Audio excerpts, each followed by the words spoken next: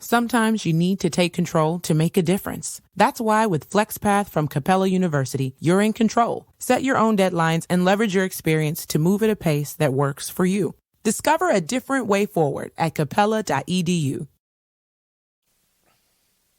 And who else is joining us? North Bama, how you doing? The gorgeous Margie O, thanks for taking the time to join us.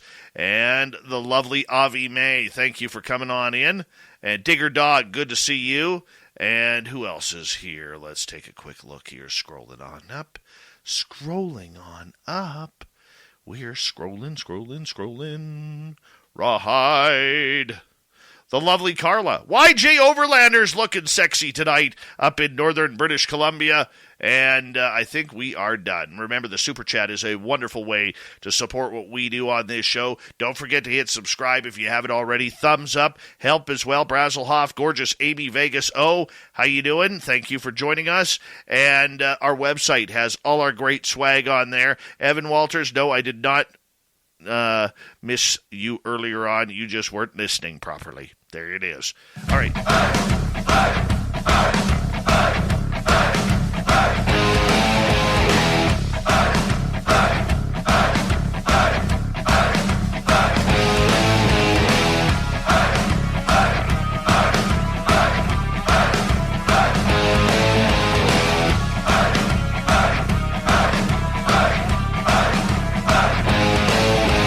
From the mountains of central British Columbia to you listening around the world, this, my friends, is Spaced Out Radio. I am your host, Dave Scott, sitting in the captain's chair of SOR headquarters.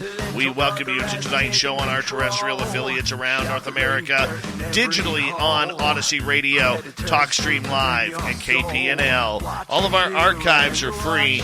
Join us at youtube.com/Spaced Out Radio. Do old Davey the favor, hit that subscribe button. You can follow us on Twitter at Spaced Out Radio, Instagram at Spaced Out Radio Show, and on TikTok at Spaced Out Radio. Our website is spacedoutradio.com, where we have a plethora of features for you. Rock out to Bumblefoot, read Shirky Poo's Newswire, check out our swag as well. Tonight's show is brought to you by Chive Charities. Help make the world 10% happier by visiting Chive Charities today. You can find them on our website. We got a great show for you tonight. Varla Ventura is here to talk shapeshifters on Our Cryptid World. Then in hour number 3, we're going to head to the swamp. Swamp Dweller has a great story for us. Super Duke from World Bigfoot Radio brings the Cryptid Report. I've got Dave 101, and Shirky Poo brings in the news. All right, let's get right to it. Our Cryptid World is a monthly feature here on Spaced Out Radio, where we bring in the lovely and talented Varla Ventura from varlaventura.net. You can find all of her books at any major bookstore across North America. She is one of the talented cryptid writers of this genre. And the fact that she comes on this show each and every month to talk about monsters with you just makes us just the luckiest radio show in the world to have Varla here. And if you're watching on YouTube, be sure to look at Varla's teeth. How nicely she has brushed and flossed those babies for tonight. No, I tease a little bit, but Varla is one of our more popular guests on this show, and she comes on in each month to talk about the more darker side of the cryptid world. Tonight, we're going to get into things like shapeshifters, werewolves, skinwalkers, and everything in between. It's going to be a great show. Varla Ventura, thank you so much for coming on Spaced Out Radio again, my good friend. How you been doing? Thank you. It's always, and I do want to say this is the only show that I regularly appear on. I get invited occasionally to shows here and there, but you are my exclusive regular guy. Just wanting you to know that. Well, I appreciate that. And, I know... I appreciate you asking me all the time, in spite of my being me. Your weirdness and your quirks? Yeah, in spite of you never know what I'm going to say, and are you going to have to beat me out or what, Usually it's okay. We haven't had to hit the edit button on you in a long, long time. I know. So such a shame. Let's just continue that role as we do. And, keep the whiskey on the shelf, and we'll be all right. Well, we always have new audience members who are hearing about you for the first time here. And, as I stated off the intro, you are, in my opinion, one of the top cryptid writers in North America, if not the world. And, you're not so much about Bigfoot. You're not so much about Dogman. You're more about the darker side of the cryptid world. And I love that because I think it's really given you your own genre to shine like the bright star that you are. And yeah, notice I'm buttering you up here. But nonetheless, just enjoy. But nonetheless, I mean, there are some weird quirks about you. I mean, you allow your son to play goaltender in hockey, so that tells you how weird you are. I mean, you also, we're on a 2-week hiatus right now, and then we're back at it. Just so you know, this is summer break for hockey. I know. I got to get my son registered for hockey school. Get on it! Coming up. Yeah. Yeah. I think I missed the early registration deadline for minor hockey too, so that's going to cost me a couple $100 more. But that's okay. Yeah. Well, let me tell you, if you got a goaltender, it's cheaper. No. True. No, I am not allowing my son. I want my son to be a bruising defenseman. Somebody who, takes a kid into their boards and snaps her collarbone. That's what I want. He may have his own plan, Hey, well, whatever that plan is. As long as it doesn't involve becoming a goaltender, I'm fine. Absolutely fine. Daddy, I want to try being a goalie. Yeah, son. Yeah, sure. All right. Oh, I've straight up heard parents say no, right on the sidelines. Oh, I want to try being goalie. No, it's too late for you, or whatever they got to say to just avoid the whole thing. Oh yes, because us normal parents know what it's like to have our children.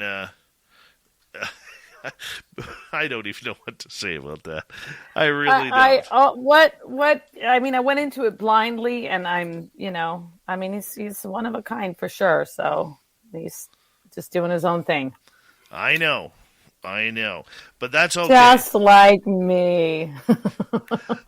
Every month when you come on, we have new listeners who are joining us and learning about the show and learning about our featured guests, such as yourself here.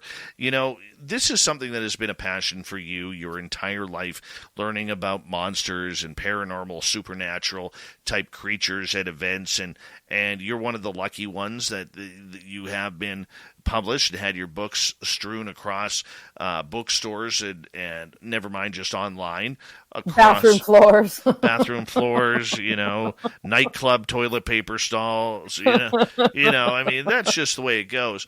For you, I mean, how much do you enjoy the fact that you have been, even though you're not a millionaire, you're not Stephen King, but you've been able to make a living off of something you love? Oh, it's the greatest thing ever. I mean, I spent quite a few years doing other things on the side, and it's pretty satisfying to get to a point where, I mean, it's satisfying, but then it's also like you're never fully satisfied. That's sort of the plight of the writer. You're kind of always thinking, you're your own worst critic, and you're always kind of thinking, oh, well, I could have done this, or I should have done that, or, I have a mountain of rejections as tall as the stack of books that I've written, for sure. But I do feel very, very fortunate that, I can basically still be a weirdo and make a living. That's pretty big, especially not being someone who's, in like television or film, because that's where a lot of the weirdos, or music, that's where a lot of the weirdos can really actually shine.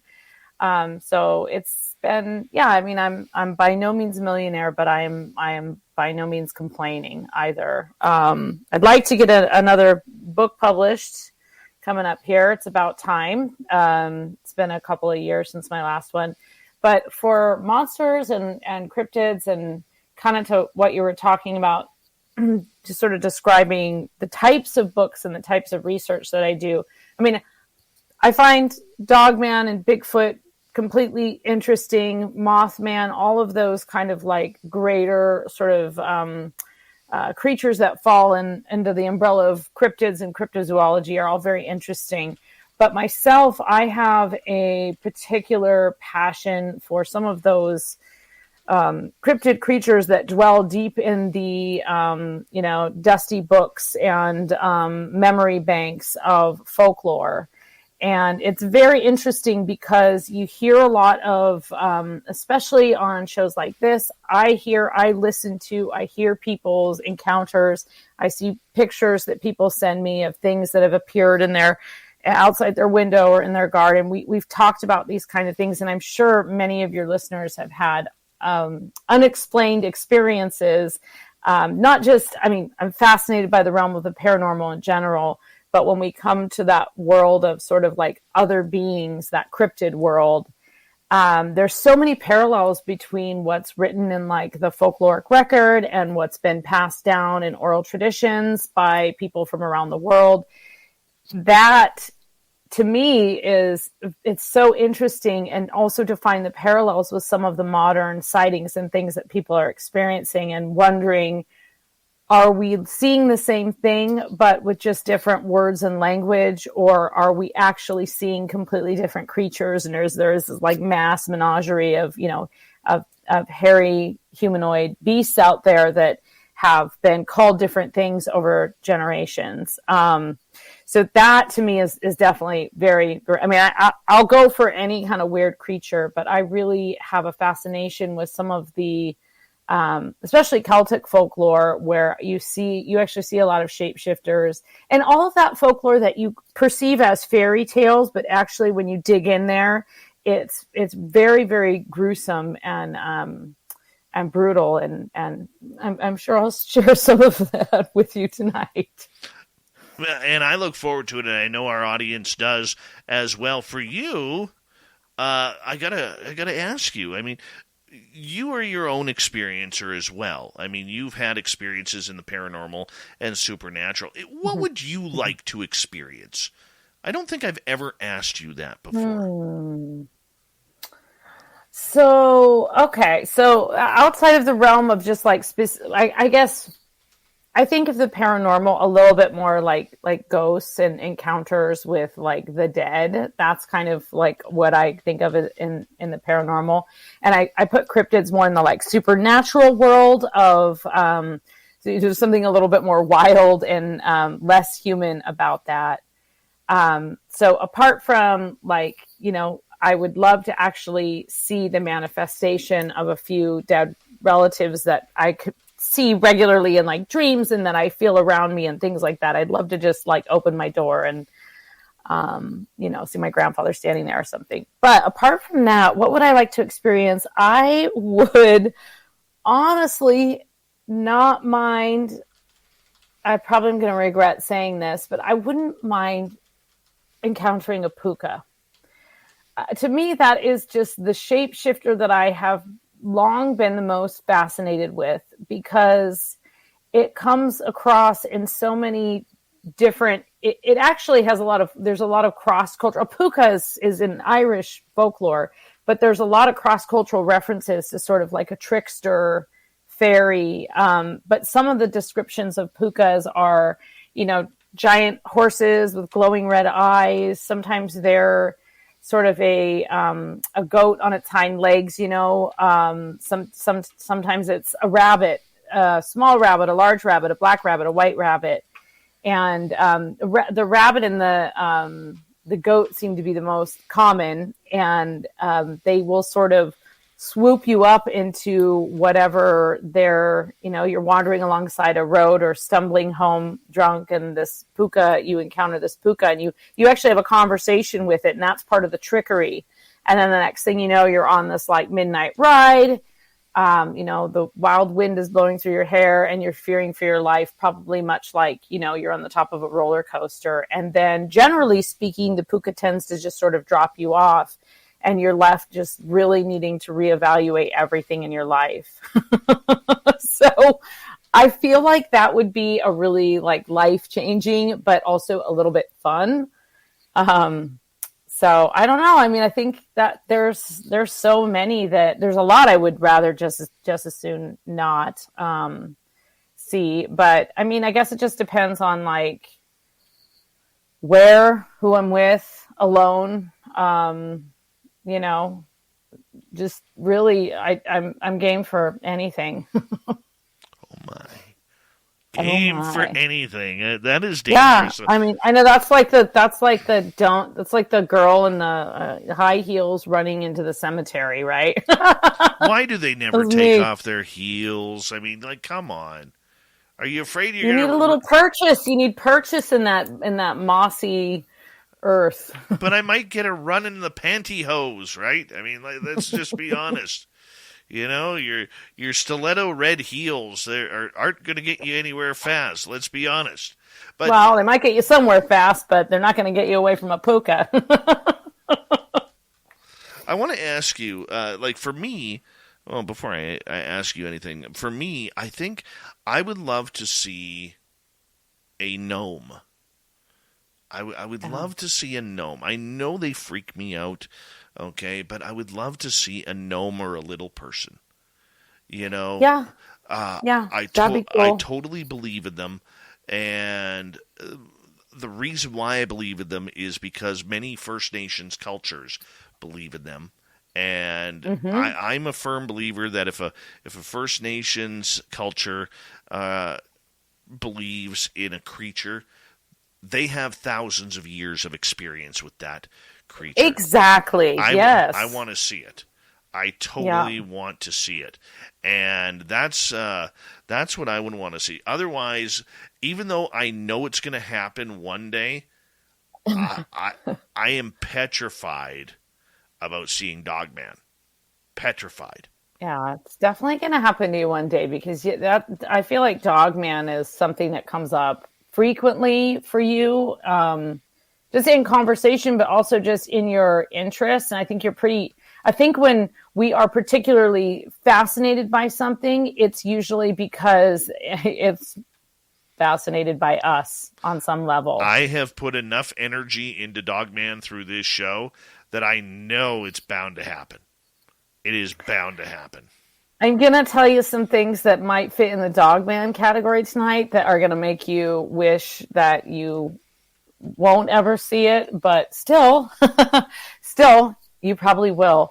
Actually, along those lines, when I was very, very young, and this might explain a lot, or it may also just kind of have been one of the trigger events that really set me on this like path of deep interest in sort of like creepy woodland culture, fairy culture, whatever. And I saw what I still believe was a leprechaun when I was like 7 or 8 years old. But I saw a little man, and he was, not clad in like all the fancy clothes. He was actually in very like rough-hewn clothes, and he wasn't particularly large. And he kind of blended in with the background a little bit, but he was under some greenery by a creek where my family, we were living in a trailer in this place next to a river for a while. And I saw it, turn to yell to my mom and sister to come and check it out. Oh my gosh, there's a leopard. And then when I turned back, all I could see was the sort of branch that it was under moving as if something had scurried away. And, you see something like that when you're so young. And the older you get, no matter how much you believe, the more you think, well, I was just like a little kid and I was reading lots of folk tales. And so I would really love to be like validated by encountering. I mean, I have a trip to Ireland planned coming up early next year. And that seems like a likely place to see what I think of as a leprechaun. And that's not because I'm after some kind of gold or, that's all part of the sort of evolved myth of leprechauns, but because I just kind of want to, like, it's a little person basically. And I want to see it and I want to have a conversation. And it's funny because in a lot of the old stories, the protagonist is really cruel, in particular to leprechauns. I don't know why this is, but I've seen this across folk literature, especially Irish folk literature, from like the turn of the 20th century, early 1900s, where you capture this thing and you like squeeze it so tight and you yell at it and tell it has to give you, and all these kind of like very, very like aggressive, abusive things that, of course, like anyone who's ever dealt with the world of the fairy or the kingdom of the fae or the other world knows yelling at something is not the way to invoke it. We see that all the time in like certain paranormal shows that shall remain nameless, where, Really? come on, ghost. And Come it on, just doesn't work ghost. that way. Come on, ghost. Check out my biceps. Oh my goodness. I know, Yeah, I know the feeling of where you're going. My with biceps? it. Well, no, but maybe one day at a bar in Vegas next to, Next year? We'll make sure it's seedy. Next spring? So, yes, we'll make sure it's nice and seedy. Aren't all bars in Vegas seedy? That's like a rule, isn't it? Well, there's some that are worse than others, but... Okay.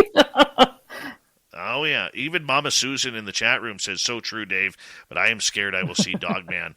We're all afraid of Dogman around here. I don't know why, but hey, that's just the way it goes. But I want to ask you... I'm not afraid of Dogman, but that's debate for another day. all Dogman would have to do is bring you some flowers and maybe a fresh tennis ball for you to throw at him, and you got yourself a human heart. It'll be fine. You got a date right there, Varla Ventura. You got a date right there. Date of my dreams. We got 2.5 minutes before we head to break here at the bottom of the hour. Varla Ventura's Our Cryptid World on Spaced Out Radio, and we're going to start getting into shapeshifters.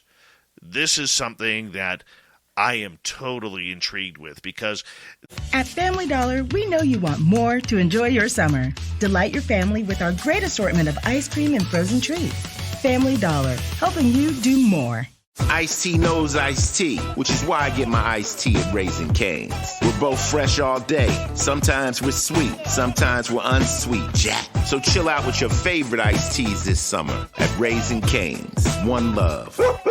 This hits so many different merits and check marks, from First Nations culture to the supernatural culture to the Wiccan culture and the pagan culture. I mean, this is something that really, really stirs it up a little bit. Yeah, absolutely. It's a great topic.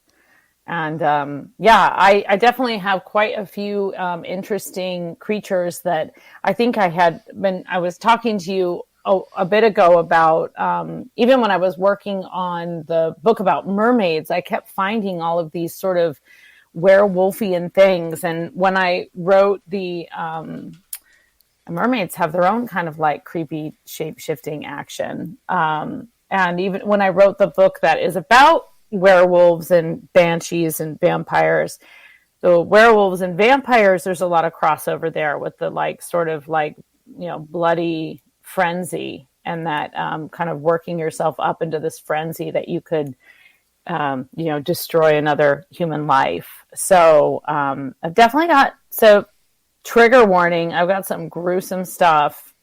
I'll let you tell me, Dave, if it's like a little too much. You can kind of give me a hand signal, but it's common knowledge in the obscure world of, cryptid, folkloric, shape-shifting stuff. Well, right? You know what? I'm curious to see where this is going to go now. Me too.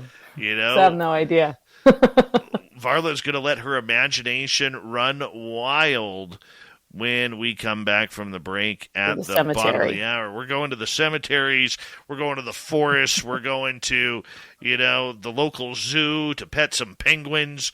We're going to go absolutely... To a seedy bar in Vegas that serves drinks in dirty glasses. That's the way it's done. Just we're hitting the heart. That's what I'm scared of. we're hitting the heart of Varla Ventura tonight on Spaced Out Radio, and already the dirty filth in the chat rooms. I am in. He says. Yeah. You know the funny part about it is I never see him. I see his messages pop up, and on our YouTube channel, if you're watching, Dirty Filth is actually painting art, and his hands never seem to leave the camera while he's typing his notes in the chat room. I don't get it, but we'll figure it out. VarlaVentura.net is Varla's website. Shapeshifters, when we return on Spaced Out Radio. Stay tuned. This is going to be a wild adventure with Varla Ventura next.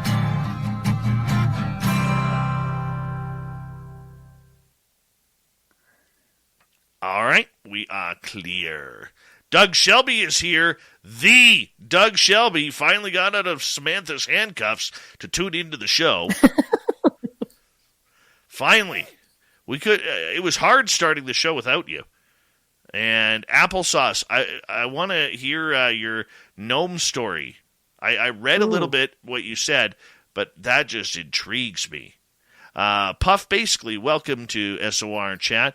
What is Dirty Filth drawing? No, he picks a topic before the show, and then he starts drawing it. It looks like hell right now, but by the end, it's going to be absolutely fantastic. Absolutely fantastic. And if you see that great arm hair on Dirty Filth, show us some of that arm hair, Dirty Filth. You should see the chest, people.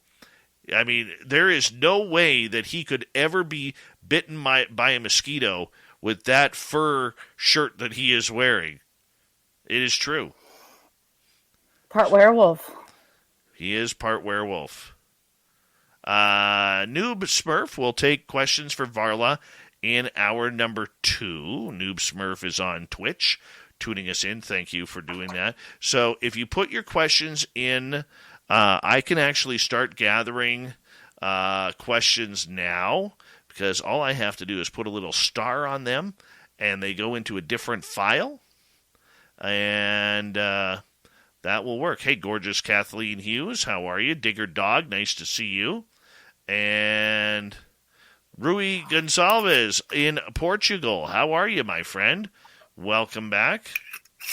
And let's see here. Who else is here? Super Duke is here. Super Duke, Super Duke.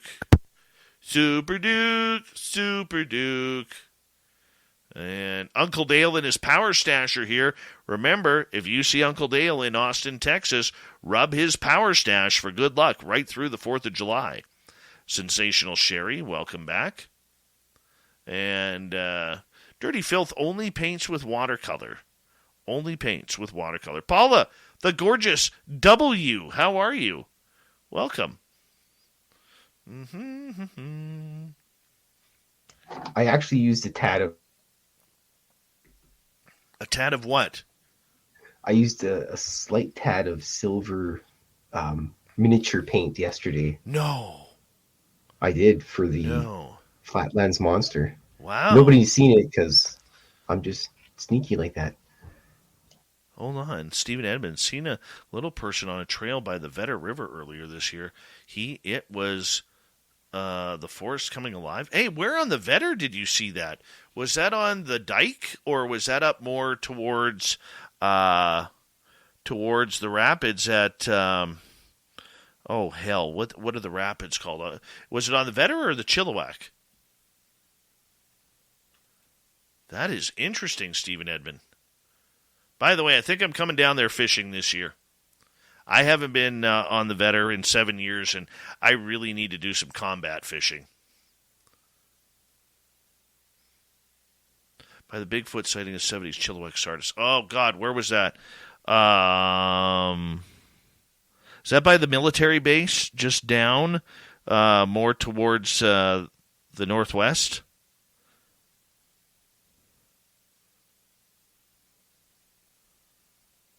Okay, yeah. Yeah, by Peach Road. Yeah, or just between the military base and Peach Road, I believe.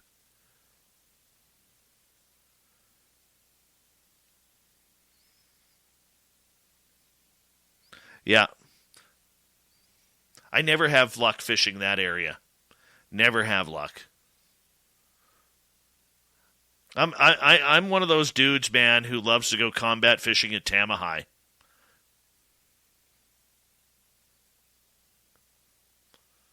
Yeah. Or in the canal by the Keith Wilson. God, I love combat fishing. It's fantastic.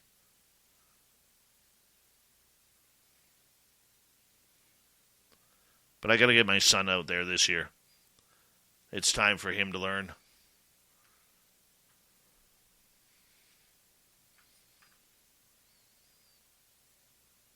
Yeah, the salmon where we go fishing on the Vetter River, they when they are running, they are red hot.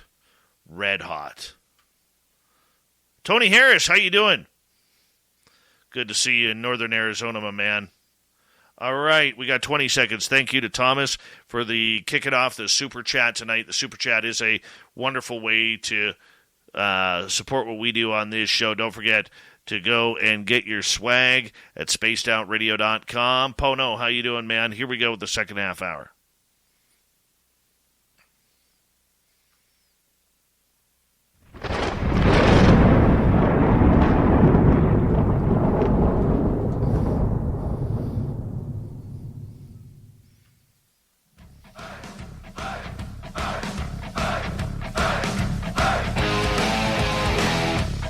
Second half hour of Spaced Out Radio is now underway. My name is Dave Scott. Thank you so much for taking the time to join us. We really do appreciate it. Want to remind you that if you missed portions of this show or others, check out our free archives at youtube.com/Spaced Out Radio. Do old Davey the favor, hit that subscribe button. Our website is spacedoutradio.com. We have a plethora of features for you. Rock out to Bumblefoot, read Shirky Poo's Newswire. Check out our swag as well. Follow us on Twitter at Spaced Out Radio, Instagram at Spaced Out Radio Show, and on TikTok at Spaced Out Radio. We continue on tonight with Varla Ventura's Our Cryptid World. Varla comes in near the end of each month to talk about the monsters among us. Her website, varlaventura.net. You can find her books on her website, on Amazon, or in any major bookstore. And tonight we are talking about shapeshifters. What are they all about? What are they doing? And where do they come from? Varla, get you on mute and come back on in. We appreciate it. How you doing, my friend? Great. Wonderful. Glad to have you here, Varla. Yeah. Thanks. What is combat fishing? I don't. Okay. Well, during the break, we were talking about Stephen Edmond in our chat room. Him and I were talking some fishing along the Vetter River. The Vetter River is a beautiful river that comes off the Fraser, and it eventually turns into the Chilliwack River and goes way up into the mountains, south of the mountains, and into this beautiful lake that actually one part of the 3/4 of the lake is in Canada, and the other quarter is in the United States. It's actually really cool. Like, as a Canadian, you're not really supposed to bring your boat to the American shore. You know, I mean, it's... If you could swim really strongly underwater, you could totally cross the border. Totally. No one would know. Yeah. Nobody's ever going to know. Mermaid immigration. Merman. Yeah, That's right. Well, you know. That's right. But anyways, combat fishing is when literally you're standing among, like there's like 20 guys fishing in a space where like only 3 should be fishing, right? And on the Vetter River, it gets a little hairy and hectic. I'm not going to lie. There may have been punches thrown on the river once or twice by me and my crew as we were fishing there. And I remember asking one gentleman, he ran up to me face to face trying to steal our spot. We'd been there since 4:30 in the morning. It was now like 9 a.m., and all of a sudden he decided he was going to butt in and fish our spot. And we politely asked him, "Do you mind?" And he's like, "No, I don't mind at all. I'm fishing here." I said, "Well, no, dude. Like, we've been fishing here all day. Like, show some courtesy and respect." And he got angry. So I said, "Hey, buddy, get the heck out of here." And I guess he didn't like that. And he ran up to me and came about 2 inches from my face. He's like, "You don't talk to me that way." And I looked at him and I said, "Sir, you got to ask yourself right now if you really want to do this, because I do." And my other buddy looks at him and he goes, "Yeah, I don't think you want to do this, sir, for your own safety. Let's, why don't you just stroll along and go find your own spot?" Because what happens is in combat fishing, Varla, is if you get to the honey hole and all of a sudden you get a fish that takes you downriver, well, all these guys who got there later than you, they want your spot. They're waiting for you to leave. They're waiting for your line to snap so then they can poach your spot, right? Because they want the honey hole. And you're like, "Hey, man, get up earlier, get up earlier." And so combat fishing is fishing plus fighting. Yeah. Okay. Yeah. It's a good Canadian sport. Sounds fun. Oh, yeah. Hey, why not? Why not? You put a little tinfoil on the knuckles just in case, and there you go. I mean, it's literally exactly what it sounds like. Combat fishing. But I didn't know if you were punching the fish or what. No. The fish are innocent. You know what? Innocent bystanders. You know what really... to river rage. Oh, Steve Edmond and I could fish together. He goes, "My dad gets mad because I start fights. Steve, you and I can fish anytime together on the Vetter. As long as you're not using threaded line, I'm good with you, man. I'm good with you. Let's go with some nice monofilament 20-pound test or less, and let's go rock the Vetter and get some fights this year." I think that would be a fantastic weekend if you're up for it, man. Let's do it. All right, let's get into shapeshifters now. Enough combat fishing, because I can honestly feel my adrenaline building right now. I feel like that's a perfect segue into where dolphins and where sharks, right? Yeah. I think that's probably the best thing we can do. You know what? Let me just say one more thing about the fishing though. Okay. I'm a catch and release guy. I love the sport, okay, but I'm a catch and release guy.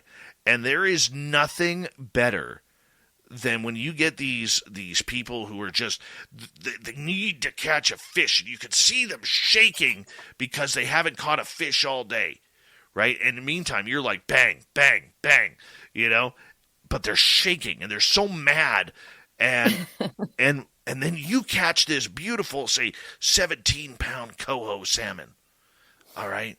And you look at it, and you're like, "Oh, you're just so beautiful," and you put it back in the river, they go haywire. Absolutely. They're like, "I would have taken that fish. I said, "Well, I would not, because I'm just here for the sport."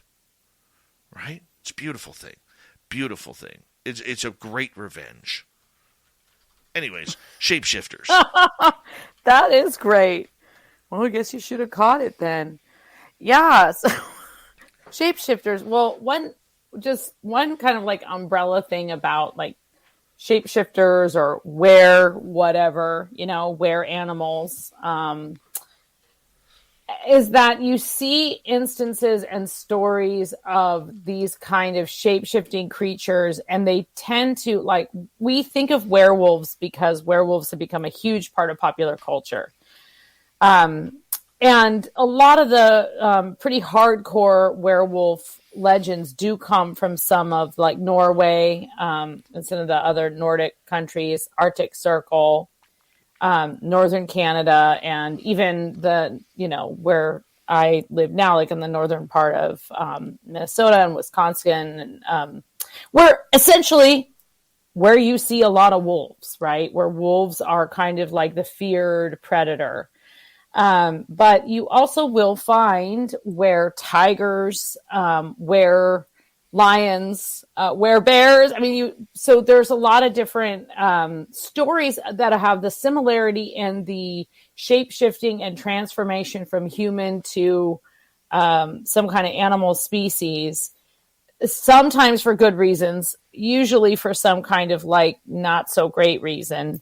and they're often feared. And so it completely makes sense. And I first stumbled upon were-dolphins when I was researching the book about mermaids, because it makes sense, right? Like, you're not going to have a werewolf story if you're an island nation. You're going to have a story about something that is more relevant to where you live, animals that are more relevant to where you live. And, you know, the sea, like the deep, dark woods, is also deeply feared, which brings us to kind of like were-dolphins and were-sharks. And dolphins are really interesting because we know today that dolphins have this higher intelligence, but there's many instances of cultures understanding that higher intelligence, including in Australia and New Zealand. The Maori actually being able to communicate with dolphins via song and naming dolphins, and dolphins helping them actually fish. So there's a lot of like deep relationship with dolphins in particular. There are a few instances of were-dolphins, meaning someone sort of spotting a human transforming into a dolphin. Typically, this would be at night when they think no one else is watching, and kind of, you know, turning into this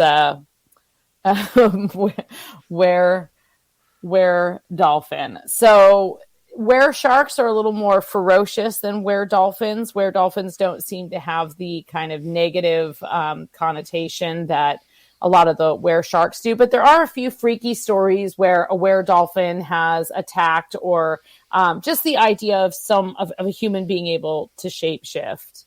Another thing just about shapeshifting in general is like the jury's out, right, on how or why humans are able to certain humans are able to take on this supernatural quality and shapeshift. Lycanthropy, you know, transforming into a wolf, going berserk before you go into battle. A lot of those things are attributed to consuming herbs, strange concoctions, tainted water, all kinds of things like that. And again, you will see in folklore, like some kind of like potion that was consumed. So I don't know too much about were-whales, but I do like that word a lot. So you have, you know, basically the anthropomorphizing of various, you know, sea creatures, but in particular dolphins, because they had such a tight relationship with humans, were often considered to be part human. And there are stories of people turning into dolphins, usually, as I said, at night. Now, were-sharks, on the other hand, those get a little more ferocious, although not always. In some cases, the were-sharks are considered to be okay, so take, for example, in Hawaii, there's a lot of shark gods. I think there's 9 different shark gods. Makes sense, right? Island nations surrounded by sharks, recognizing who's like the top predator in the sea, and you know, paying homage to that. There's one story actually I read earlier today, Dave, in your neck of the woods, but kind of out on the coast of British Columbia, where the Tlingit, the First Nations, have a story about a woman who actually was sort of turned into a shark, and is sort of this like were-shark that patrols the coastline there.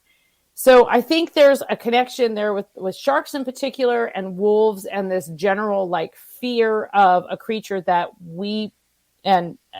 take yourself back a few hundred years, and you think of the original combat fishing, right? Think of like people out there witnessing what they're trying to catch something, and then they witness this creature that can take. From a trip halfway around the world to spontaneous fun on Friday night, Viator is the way millions have discovered and booked a world of wonderful experiences. Download the Viator app and save 10% with the code VIATOR10. Ice-T knows iced tea, which is why I get my iced tea at Raising Cane's. We're both fresh all day. Sometimes we're sweet, sometimes we're unsweet, Jack. So chill out with your favorite iced teas this summer at Raising Cane's. One love. Down, a human, it can take down a larger animal. Sharks are obviously like known predators. So it kind of makes sense then with wolves. Wolves are feared. But that does kind of bring us into the other, like, slightly friendlier creatures. I feel like dolphins are kind of, candy gram. Well, I mean, see, that kind of bugs me a little bit. Evil dolphins? Shape-shifting? I know. Yeah, shape-shifting dolphins. There's actually a depiction of, and I read this, believe it or not, of all places, I read this in a science book about the history of dolphins.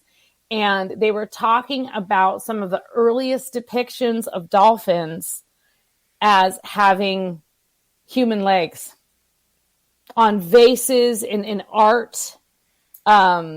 Even in some very early, like, Greek myths, you have a lot of, like, legged dolphin stuff. So people being cast into the sea and then transforming into dolphins, but then being able to be human on dry land. And that actually is like a real common thread with shapeshifters, because you've also got selkies. Selkies is what they're called in the British Isles and Ireland. They're referred to as selkies, but there's seals all around the world, and so there's different terms for them. But a selkie essentially is a shapeshifter who is a seal and then gets on dry land and can take off. And they're not exclusively, but frequently they are women, beautiful women. They transform into beautiful women, shed their skins, hide their skins, and then they can go about having an enchanted life. They can marry human men. They can have children. And the one thing that can't happen is the husband cannot discover. Well, there's two variations. Either the husband finds the seal skin and hides it, and then that sort of enchants and entraps the woman into the relationship. Another version is that she hides it, and if he doesn't know that she's a selkie, and if he finds it, then basically the spell is broken. She's got to go back out to sea, and often will leave her family and her children. And there's actually all these beautiful, mournful Gaelic songs about seal mothers looking back at their children playing on the beach. Interestingly, that's one of the few shapeshifters that seems like it's kind of a one-time deal. Like, you get your chance to be a human, and then if you blow it, you can't just you get the one shot. Whereas most other shapeshifters actually are able to repeatedly shapeshift at will or upon consumption of said potion, and then they can prowl in almost exclusively in the night. Selkies can do it during the day, but all across all variations of animals and shapeshifters, you see it most often at night when people aren't watching, and then they can go and hunt, or perhaps now's the time to get into robbing graves. Well, we have 6.5 minutes before we have to go to break. So let's do it. Robbing graves. What's going on? Okay. Well, there are many stories. They kind of go from werewolf to dogs or hyenas to foxes. And maybe we'll say foxes for later, but basically there's quite a few stories in particular in sort of the Assyrian region of Ethiopia about hyenas that are were once thought, I don't know if this is a super current belief, but there's folklore about people transforming into hyenas, basically to just rob graves. Okay, so we're going to get into the foxes because these are actually some of the scariest ones. There's 3 different kind of like fox shapeshifters. There's one in Chinese culture, one in Japanese folklore, and one in Korean folklore. And all of them are 9-tailed foxes. Some of them are golden foxes. Some of them are red foxes. Sometimes it's a white fox. I'm just going to pull up the names of them because I'm going to get them wrong if I don't do it right. So in China, it's the Hulijing, and in let's see, and so those are, and then in Japan, it's the Kitsune, which I knew I wrote that out phonetically because it doesn't look like that. It looks like kitsune, but it's kitsune. And they're very similar. They're sort of almost benevolent, sometimes seen as like a sign of good luck, a sign of fertility, a sign of like happiness. And to see this 9-tailed fox is really actually not a negative thing at all. Now, the Korean 9-tailed fox is quite different, and this is called and people may have heard of this because I think that this may have come up in there's a lot of like really scary Korean horror movies that are based on traditional Korean folklore, and they're really, really scary. And Kameo or Gomeo is what this fox is called. And these are bloodthirsty. They are women demons, so they can transform into these really, really seductive women. They basically lure men to their death, much like mermaids. And then while they're having sex with them, they reach in and pull out their heart or their liver, thus killing the man. And there are also stories of these foxes roaming graveyards, just looking for human hearts or human livers. And so they're considered completely malevolent and to be avoided at all costs. So, yeah. It works. That's what I got.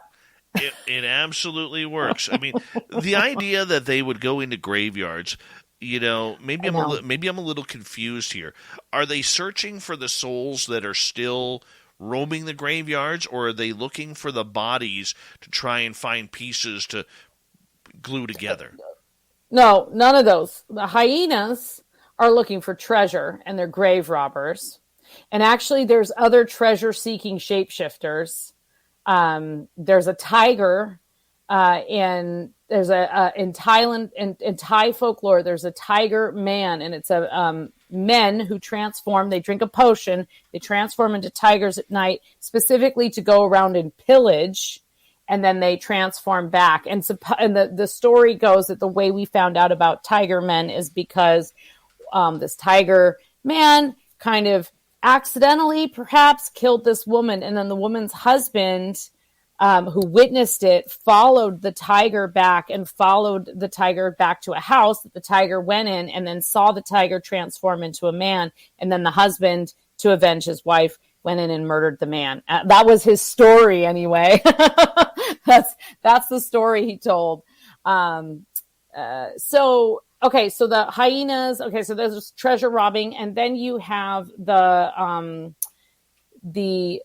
Korean 9-tailed fox going into, I totally just forgot the name, Kamiho, going into the graveyards to find fresh hearts. So they're looking for fresh bodies. Right. They're looking for like human hearts that they can consume because they like hearts and livers. That's just part of their demonic tendency. They must really, really hate bodies where people have chosen to be organ donors. Yeah, not fans of organ donors are probably people who have been, well preserved with formaldehyde that cannot taste as good. Ew. I mean, some of the... Yeah. Some of these stories, though, I mean, if you think about it, they also are in connection with times when, graves and the burial of the dead is sacred, but it's impossible to protect it from the wild beasts of nature, right? And so people are on alert. And if you see this thing running out of the graveyard with, this bloody heart dripping from its mouth, you figure you're next. So, right. Well, that's the way it works. There were no security guards then. No security guards and no little fences you could crawl over back then. No combat. No combat guarded. No combat fishermen to protect. Nothing. What do you do? What do you do? I mean, you just gotta roll with it. Varla, hard to believe we're already through 1 hour tonight on Spaced Out Radio. It's always goes so fast when you're on. It's been so gross, right? Not really. I was good. I was expecting worse. I'm not gonna lie. Oh. I was expecting worse. Worse than having sex and having your heart ripped out? Cool. Hey, it's good. You have a dark mind. Good way to go. Good way to go. Yeah, I guess. Right. Why not? We all got to go sometime. VarlaVentura.net is her website. When we come back, we're going to continue with Shapeshifters. We're going to continue with your questions on Spaced Out Radio as well. Varla Ventura's books can be found at any major bookstore across North America. She comes in once a month to talk about the monsters among us. We love it when she's here. The queen of the cryptids returns right after this.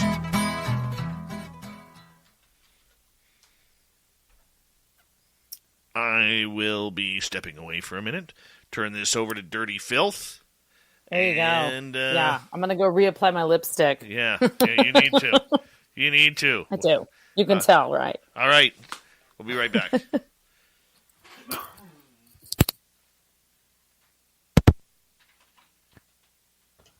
Well, it looks like you guys are stuck with me for another 6 minutes.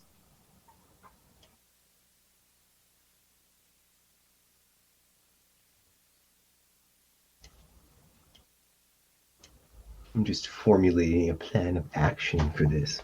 I wasn't expecting to do this type of madness, but that's what we're doing. Okay.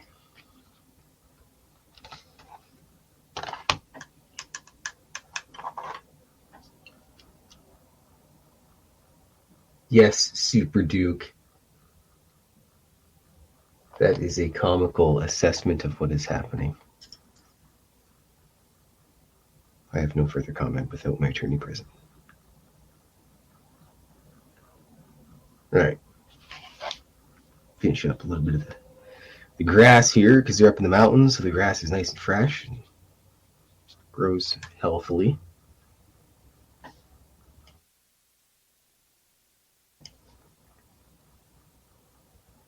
I don't even know if healthily is a word. Mrs. Phil's going to smack me in the back of the head if I keep saying that.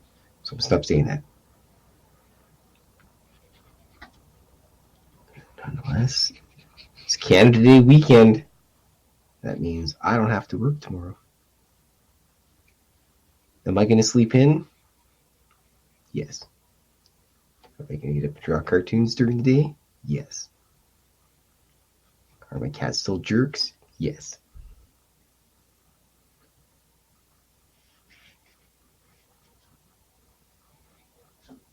This is actually going to be like a 2-part drawing thing here. Unintentionally, of course. I wasn't expecting you to do it this way, but that's just the way she goes. Sometimes the ideas just start flowing through.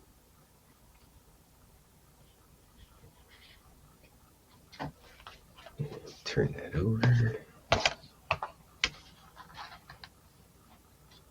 Yellow pea all over. That's what happens when you're chronically dehydrated.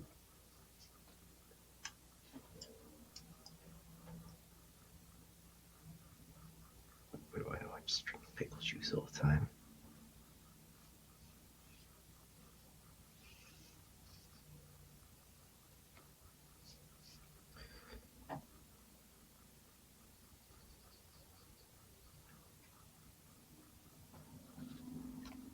Pickled herring in Vegas. I don't know, man. Some things just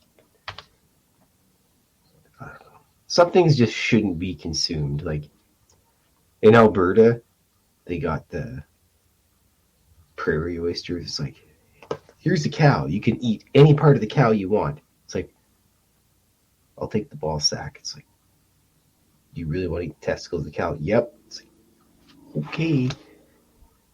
But, like I said, I don't know.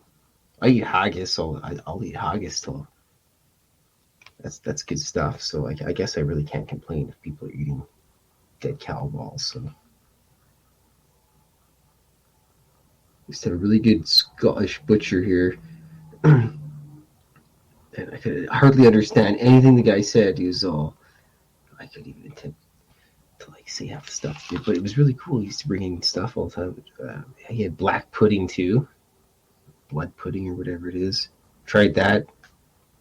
Just tastes like nothing. But he ended up closing down. I never got to try it 3 times. I like to do things 3 times. Once or twice if I like it, and the 3rd time for the variable. And then years down the road, I usually try the stuff I didn't like, just because you never know.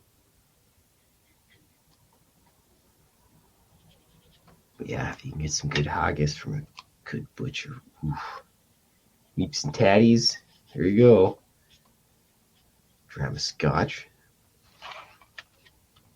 A bucket of scotch, actually. But you have to always address the haggis. I ended up meeting a Scottish lass and her boyfriend, and they got me into like, you gotta try haggis. I was like, yeah, I'll give her a shot. So I did. Paid off. It was good. But then Glasgow Butcher guy closed down. Can't get haggis anymore, Dave. Or Varla, whoever's closest. Sneaking in here, I can hear you. Hello there, dirty filth. With my werewolf ears. You are on tap for tonight. What am I on tap for? I don't know.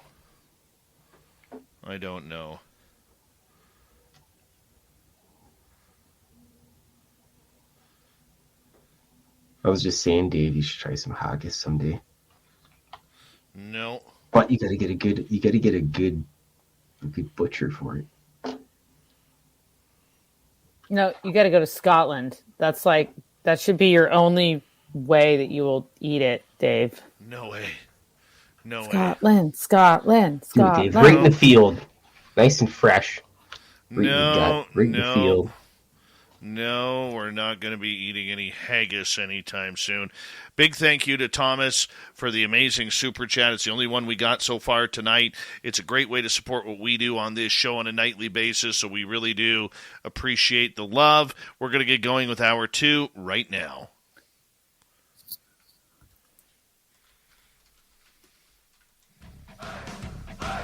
You're listening to Spaced Out Radio with Dave Scott. Follow Dave on Twitter at Spaced Out Radio and on Facebook, Spaced Out Radio Show. Hour number 2 of Spaced Out Radio is now underway. How you doing out there? My name is Dave Scott. Very much appreciate earning your listening ears wherever you are on this beautiful planet we call Earth. Hello to everyone listening in on our terrestrial affiliates around North America and digitally on Odyssey Radio, TalkStream Live, and KPNL. All of our archives are free. Join us at youtube.com/Spaced Out Radio. Do old Davey the favor, hit that subscribe button. The Desert Clam has set the password for tonight in the SOR Space Travelers Club. Immortel. Immortel is your password. Use it wisely, Space Travelers, as the Clam sets a password each and every night right here on Spaced Out Radio. Our website is spacedoutradio.com. We have a plethora of features for you. Rock out to Bumblefoot, read Shirky Poo's Newswire, check out our swag as well. Follow us on Twitter at Spaced Out Radio, Instagram at Spaced Out Radio Show, and on TikTok at Spaced Out Radio. We continue on tonight with Varla Ventura and Our Cryptid World. Varla comes in at the end of each month to talk about the monsters among us. You can check out our website at varlaventura.net. Her books can be found at any major bookstore and online, as well as her website. We really appreciate it. Varla, we're going to get into more shapeshifters. So thank you for coming on. Yeah, thanks for having me. You're welcome. You're welcome. And I want to ask you, First Nations culture has always been built around legends like shapeshifters, skinwalkers, for instance, maybe wendigos as well. I mean, these are part of the darker creatures of the cryptid world as well. We're still hearing stories right up to today regarding these shapeshifters and how we have to be careful of former medicine men and women who've gone rogue. So, well, there's a couple things. I mean, shape-shifting is not always a negative, right? It's not always a negative. Shape-shifting and the act of shape-shifting has often been used to have a driving, lasting connection with the supernatural, with the unknown, or with the natural world, which in itself is unknown. So I think you've got, certain shapeshifters that get a lot more attention than others. And the two you mentioned, the skinwalker, the wendigo, those certainly get a lot more attention. But I actually was rereading this giant crazy book about werewolves that was written in like 1830s, and it was written by this reverend. So it's very interesting. It ends with a sermon about werewolves that some like random guy, priest dude wrote in 1842 or something like that. And it's literally kind of like addressing werewolves. And it actually takes all the aspects of like being a werewolf, and it kind of breaks it down almost like the 7 deadly sins. Ice-T knows Ice-T, which is why I get my iced tea at Raising Cane's. We're both fresh all day. Sometimes we're sweet, sometimes we're unsweet, Jack. So chill out with your favorite iced teas this summer at Raising Cane's. One love. If you have bills and debt piling up, a personal loan through NetCredit can provide funding up to $10,000 to help you get back on track if eligible. Visit netcredit.com today. All NetCredit loans and lines of credit are offered by a member of the NetCredit family of companies or one of our lending partners. Visit netcredit.com/partners for more information. And so I think, and especially just in like my limited knowledge of like what the Wendigo, for example, which there's quite a few Wendigo stories from this part of the world in the Dakota and Lakota tribes, and also in the northern part of Michigan and Wisconsin and the Ojibwe and Anishinaabe. You do have some stories about Wendigo, and it's difficult to actually quantify that it's like this. I mean, we want to think of it as this furry, insane, hungry, cannibalistic beast, right? That like eats children and eats your family. And it also, I mean, honestly, like that sounds more like humans and human consumption and greed than anything, right? It sounds like that hungry greed that takes over all of us when, it's the middle of winter and we're grumpy because we can't get to the grocery store or whatever, So I think that there's some messages there that are lost lost in translation in a sense, because they've been really pulled out in horror movies as being these things that are going to come scratching at the side of your tent. And maybe they are things that will come scratching at the side of your tent. The skinwalkers are actually, yes, they are strong medicine people, occasionally medicine women, frequently men who can shapeshift, and they're considered people who choose to walk the witching way, so a darker path rather than a healing path. And that's where skinwalkers really kind of develop that taste for human flesh and for swapping, literally like stealing your skin, shape-shifting and walking around as a different creature. But skinwalkers will also appear and shape-shift as other animals as well. So a lot of the shape-shifting creatures, what they have in common is that they're very stealthy, because if you can shapeshift into just about any animal while you're hunting, you're definitely going to get your prey. But I'll just recount to you this really interesting story that a friend of mine told me. And he's an archaeologist in California. Hi, Pirate Chris, if you're listening. And he told me this really interesting story about the Donner Party. And as I grew up in that part of the Sierras, basically the Donner Party part of the Sierras. And so he was working with a few different indigenous groups around that area, just kind of documenting sites and things like that.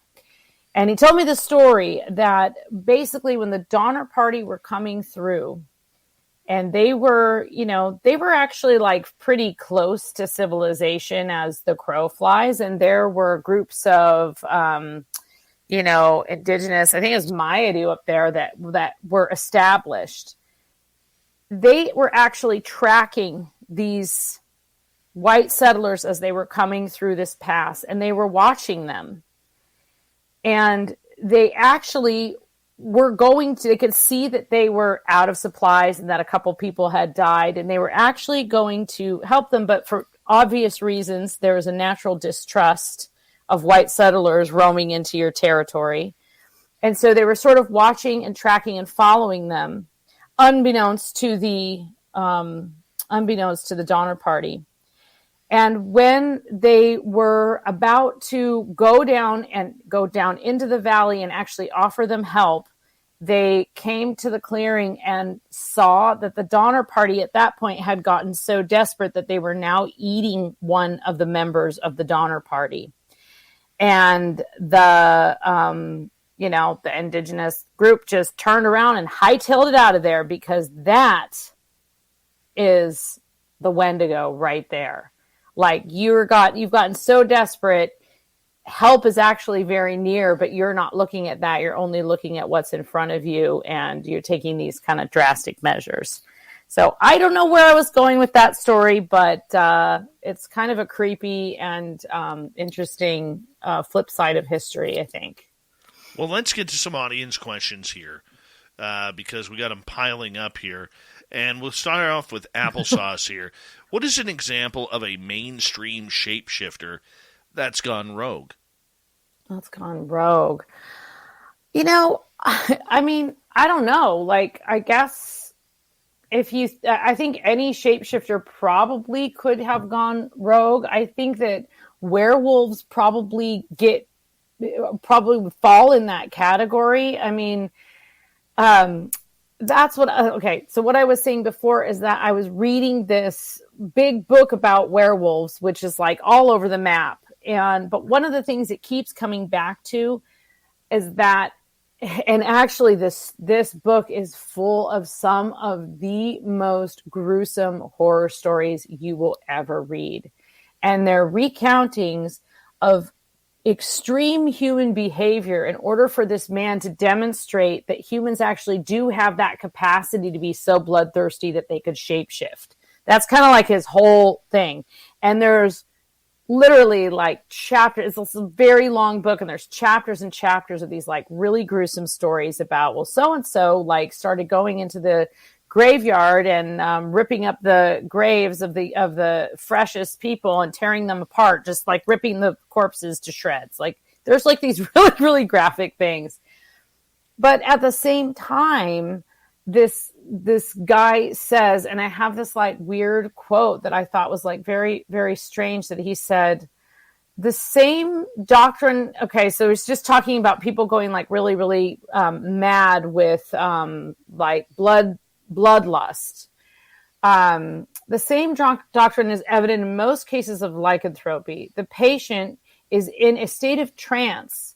His body is watched and it remains motionless, but his soul has migrated into the carcass of a wolf, which it vivifies and in which it runs its course. And so now you're going to a whole other level, because now you're talking about people who can shapeshift with their mind and can basically turn into anything and run amok. And they're just like, chilled out in like a trance. And I think that is, and just even going back to what you were saying about, medicine men going rogue, or like, but just going back to like, if someone is that powerful and can do that in there, because you have a very like deceptive human nature, that is the danger. So I think that's probably that's not a specific example of a mainstream shapeshifter. I mean, what is a mainstream shapeshifter anyway? Like one that we all know about, kinda, right? But the idea that if you can do that without really, like, someone might just think you're sleeping and you're capable of doing that. Now, that depends on whether or not you believe that that's actually true. Again, I tend to believe that it's more like people drink something and it turns them into something else. Almost like human blood. Not necessarily drinking human blood, although that does lend a lot of comparisons to the idea of the vampire as a shapeshifter, and where we got this idea that vampires suck blood and they shapeshift into this bat, right? Like that's probably the most mainstream shapeshifter of them all, right? The vampire.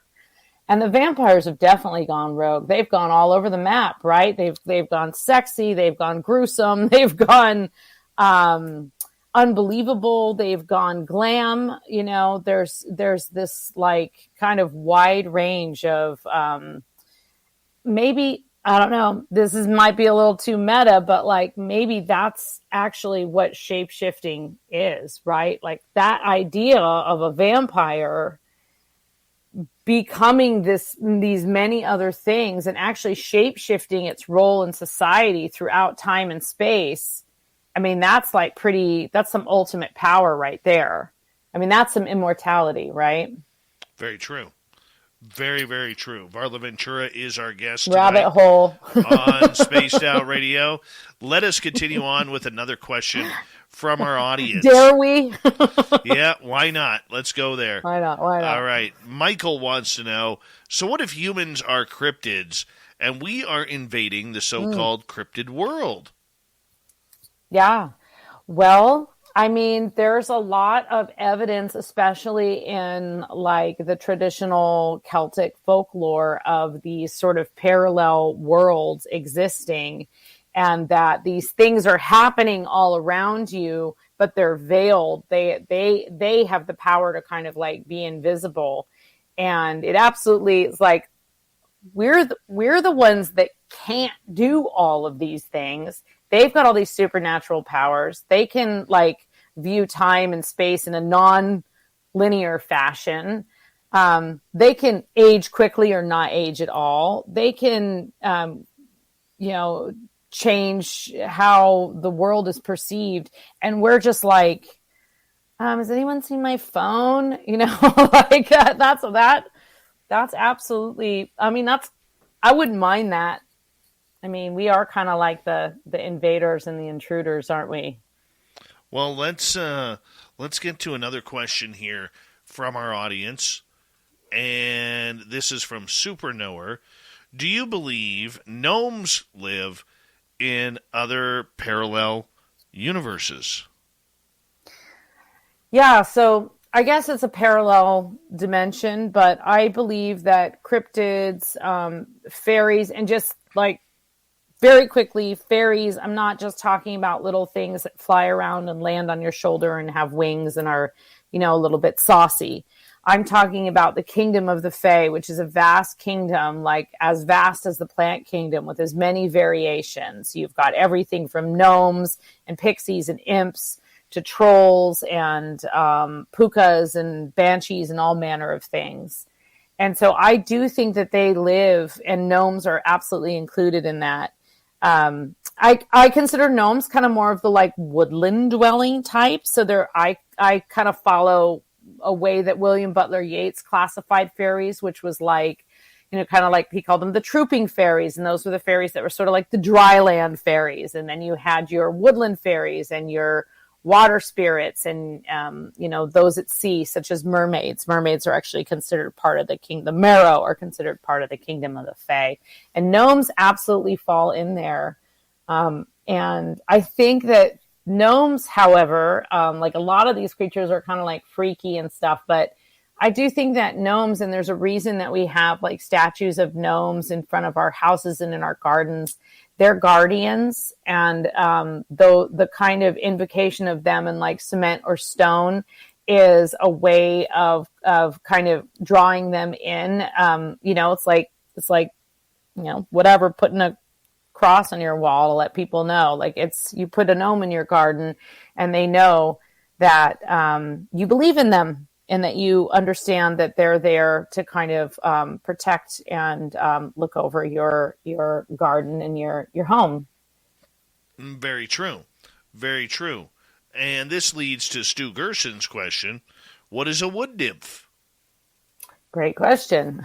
So a wood nymph is a fairy that dwells in the as it sounds, in the woods. Usually they are a little larger than some of the other fairies. Wood nymphs in particular probably are most famously depicted in some of those like turn of the century paintings where it's like Midsummer Night's Dream, and there's some guys laid out, and there's all these like sort of beautiful, very ephemeral looking like women all around them.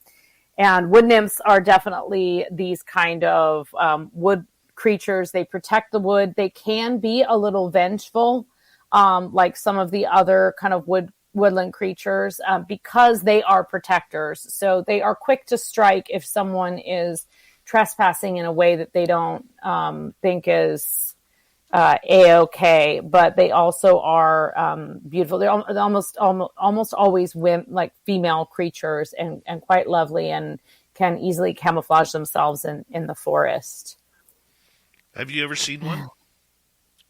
A wood nymph? Yeah. I've been accused of one. Actually, I did see something in the woods when I was camping as a teenager that was definitely not, it wasn't exactly like human, but it was kind of hard to describe. It almost looked like something was coming out of the tree, but it was like totally not scary. It was very silvery and very kind of like, it was backlit by the moon.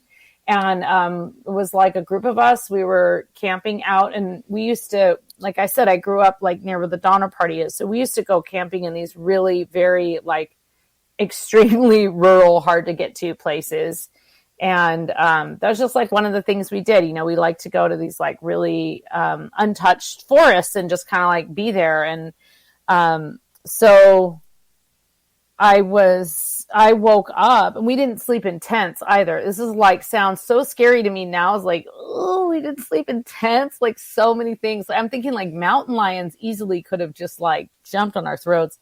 But we would just, sleep in our sleeping bag. Some people would have a tent, but generally there weren't tents. And I was not sleeping in a tent. I was just sleeping in a sleeping bag. And I woke up, looked over, and there was just this very silvery spruce. And it just sort of morphed into something that looked kind of like a human. And then it just morphed back really quickly. And I was pretty young. I thought, well, maybe I just, drank too much. Or, you know what I mean? I mean, I was a teenager. Not you. All kinds of things Not were racing you. through my mind. No, of course not. No. No underage drinking, kids. The wood nymph that I saw... Ooh, you saw wood nymph. That's right. It was very, very cartoonish. Very cartoonish. It literally looked like a 2x4 that had been sitting in the forest for too long, like it wasn't rotted. But then that little like stump creature that you saw? Yeah. But it was like a 2x4, and it had the little spindly arms with like the cartoon type hands, and the little spindly legs with the cartoon type feet. And both my son and I saw it. And when it walked up on the trail on us, it looked at us, it stopped, and then it took off back down the hill to where the lake was. And the one thing that I remember about it, Varla, is that it was blurry. Now, a lot of things in the cryptid world, we're always talking about these blob squatch type photos. Right. Of Dogman or Sasquatch or gnomes or whatever that are over pixelated. And to this day, it amazes me that I recall that thing being blurry. Yeah, almost like it was supposed to be disguised, but it didn't quite pull it off. And so it was kind of smudgy, right? Exactly. Yeah. Yeah. Well, I mean, I don't know if that was a wood nymph, but it was definitely some kind of like wood creature for sure. Like some kind of like forest. I mean, I think it's kind of amazing that it just sort of strolled. I mean, you guys must have been pretty quiet or just like had a really good we weren't being combative energy. Well, it had to be the latter because we got about 35 seconds left. It's not that we were quiet because it was bear season. Oh yes, you don't want to be. And we don't want to be quiet when it's bear season. No, you do not. So it was just by chance that it happened. And well, I mean, you had your son with you, which is also significant, I think, because I just think children have a natural sort of, they naturally disarm fairies and creatures of the woods because they're generally, pure-hearted, right? Right, absolutely. Varla, I'm going to get you to hold on right there. We got you for another 30 minutes here on Spaced Out Radio, and we are going to continue on with audience questions about shapeshifters, gnomes, pukas, you name it, we're going there. VarlaVentura.net is her website. You can find all of her books at any major bookstore or online. Spaced Out Radio continues with Varla right after this.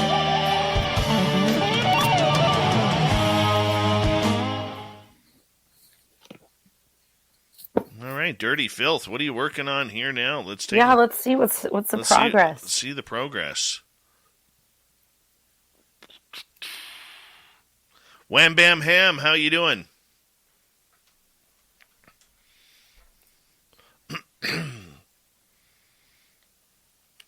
I was on mute. It's 2 drawings in one, Dave. Cool. Well, how am I supposed to know this? Well, like I said, a said, line in the middle and he's flipping it. Well, I always turn the drawings. Do you? Is that how you paint? Yeah, I can't manipulate my hand or my wrist properly, so I just turn the page. That's why it's flipping around all over the place all the time. Actually, that's funny. I was meeting with this writing group that I have been meeting with for the last couple of years, and everyone was sitting around writing, and everybody had their journals exactly right in front of them, and they were writing in it, and I had mine turned I didn't even realize it until I looked around. I had mine turned completely sideways, and I was writing sideways. And I never really noticed that I did that before because, 95% of the time when I'm writing, if I'm writing by hand, I'm writing alone. So I didn't realize that I was doing that. I don't know. Guess we're just similar weirdos. That's how it works. I do that when I write. I end up the page just slowly turns, but I keep writing straight. It makes no sense. But with the paint, it's just how I go. Because if I'm trying to get it a tight angle, it's just how my brain works. I'm surprised you guys do that, and you're not even left-handed. That's a very left-handed move. I'm left-brained. I can write left-handed. I'm right-brained, actually. Oh, can you? I can't. I can barely write right-handed, to be honest. Ice-T knows Ice-T, which is why I get my iced tea at Raising Cane's. We're both fresh all day. Sometimes we're sweet, sometimes we're unsweet, Jack. So chill out with your favorite iced teas this summer at Raising Cane's. One love. If you have bills and debt piling up, a personal loan through NetCredit can provide funding up to $10,000 to help you get back on track if eligible. Visit netcredit.com today. All NetCredit loans and lines of credit are offered by a member of the NetCredit family of companies or one of our lending partners. Visit netcredit.com/partners for more information. Yes. It's terrible. You really can't. I've been accused of having nice printing as well. I work in a warehouse, and these like warehouse guys show up like, "That's really nice printing." I'm like, "What?"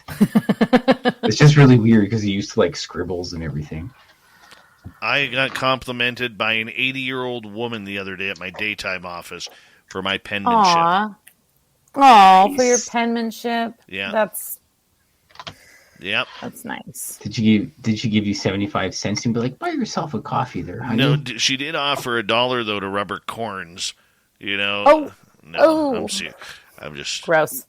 Hey, EMF, you're unbelievable. Oh, all the world's a stage. How you doing? Good to see you. And Thin Lizzy, I got your question already lodged in, and we'll be asking in the next half hour, my dear. Mm-hmm. Varla Ventura.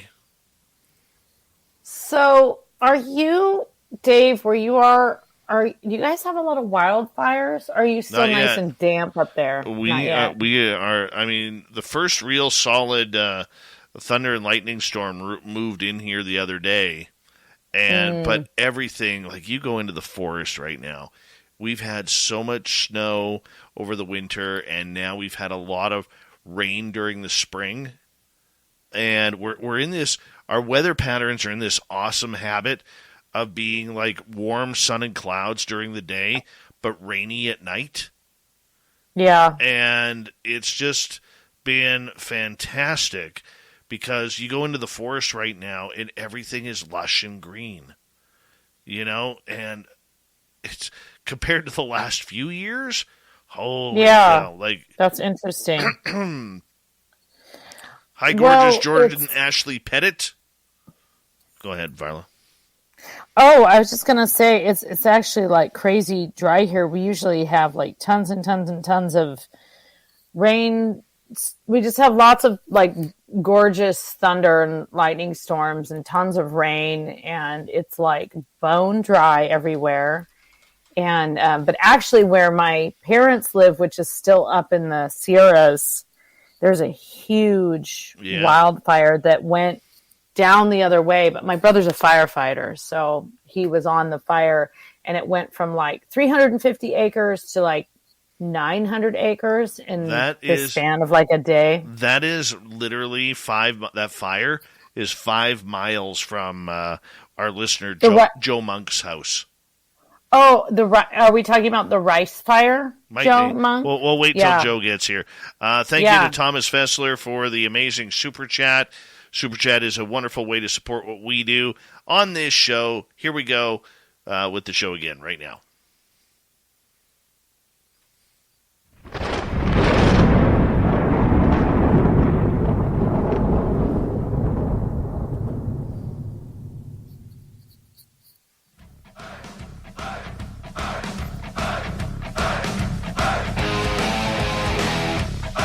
We pass the halfway point of Spaced Out Radio tonight. Good to have you with us. My name is Dave Scott. Very much appreciate earning your listening ears. Want to remind you that if you missed portions of this show or others, check out our free archives at youtube.com/Spaced Out Radio. Do old Davey the favor, hit that subscribe button. Our website is spacedoutradio.com. We have a plethora of features for you. Rock out to Bumblefoot, read Shirky Poo's Newswire. Check out our swag as well. Follow us on Twitter at Spaced Out Radio, Instagram at Spaced Out Radio Show, and on TikTok at Spaced Out Radio. We continue on tonight with Varla Ventura. She is the queen of the cryptids around here. She comes on in once a month to talk about all the strange and scary monsters that are among us. Her website, varlaventura.net. You can find all of her books at any major bookstore. Varla, let's continue on with some audience questions, if you don't mind. Don't mind, but I forgot about this dolphin story that I wanted. All right, well, let's get into the dolphins, and then we'll hit some questions. Just real quick, because it's one of the actual like scarier ones. Because I was trying to remember what ones were actually the freaky ones, and so people have probably heard of these like gorgeous pink Amazonian pink river dolphins that live in the Amazon River and in the Amazon basin, and they're actually like they have this pinkish hue, and they're like mega large dolphins. They're freshwater dolphins, and there's in particular in Brazil, there are a lot of stories about these. I don't know the word in Brazilian for what they call them, but they're basically these shape-shifting were dolphins that actually turn into these very, according to legend, turn into these very well-dressed or like, normally dressed, handsome young men, and then they come and kidnap women from the like little towns along the river. So these pink dolphins just transform into these kidnapping, charming men who then murder and drown them and bring them back into the river. So not all dolphins are nice. Oh. Okay. Moving on. Well, yeah, thanks for sharing that with us. All right, let's let's continue on here. Thin Lizzie Borden, a.k.a. the beautiful Bree Borden, is asking, have you ever heard of La Shuza? Is that the, I think that it's like a shape-shifting owl, I believe. Like your spaced out radio owl.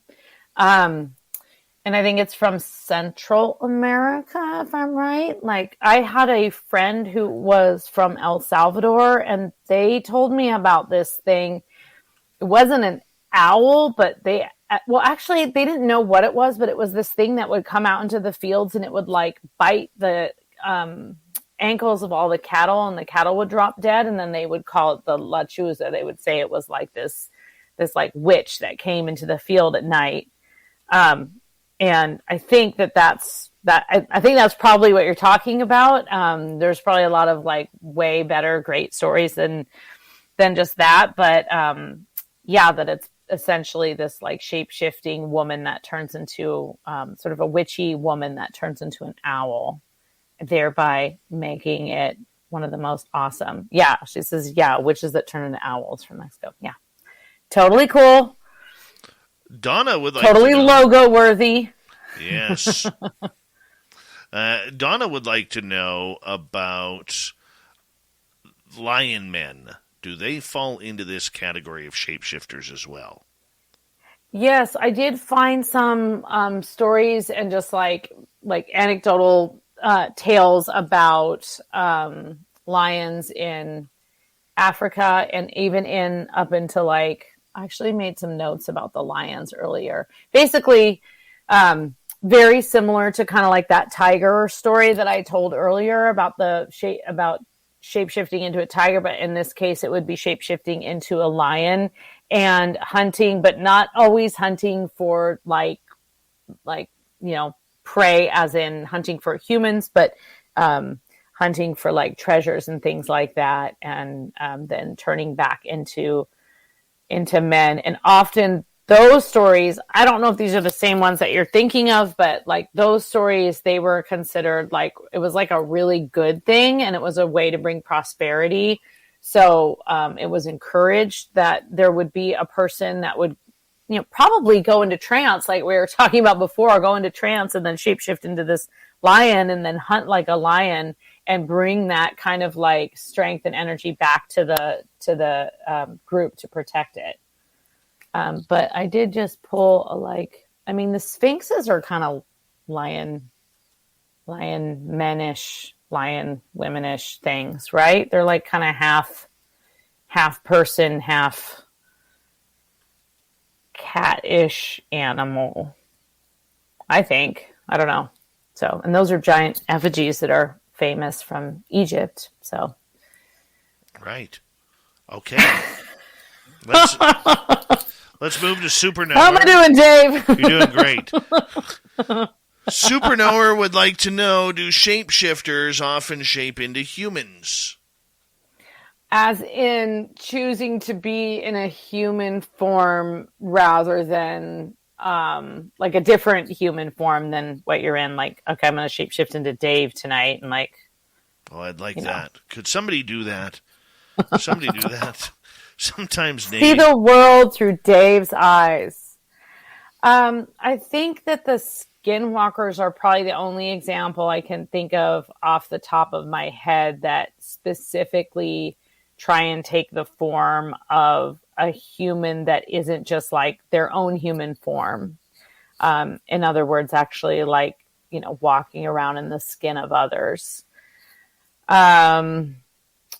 There's quite a few stories that I, from like Ireland where the animal, the puka turns into something that looks like a human. I mean, most of them are like creatures that turn into human or humans that can shapeshift into creatures, but you don't have a lot of humans doing humans because, what's the fun in that? If you could be a owl witch. There's probably lots of stories, but I'm not super familiar with them. Owl witch, La Shuza. Way rather be a owl witch, yeah.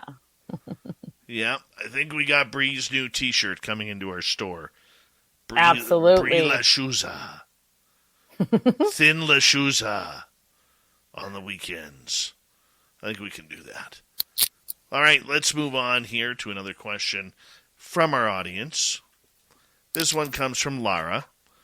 Aren't there also tales of seals in Ireland that shapeshift? Yeah, so those are the selkies, and those are the ones that basically shed their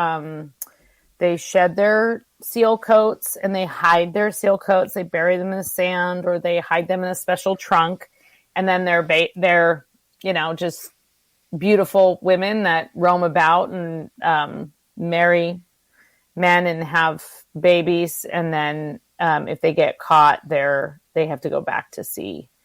And they're called selkies in Ireland and also in Scotland. I think it's the same word. Excellent. Selkies. I love selkies. They're right up there with mermaids for me.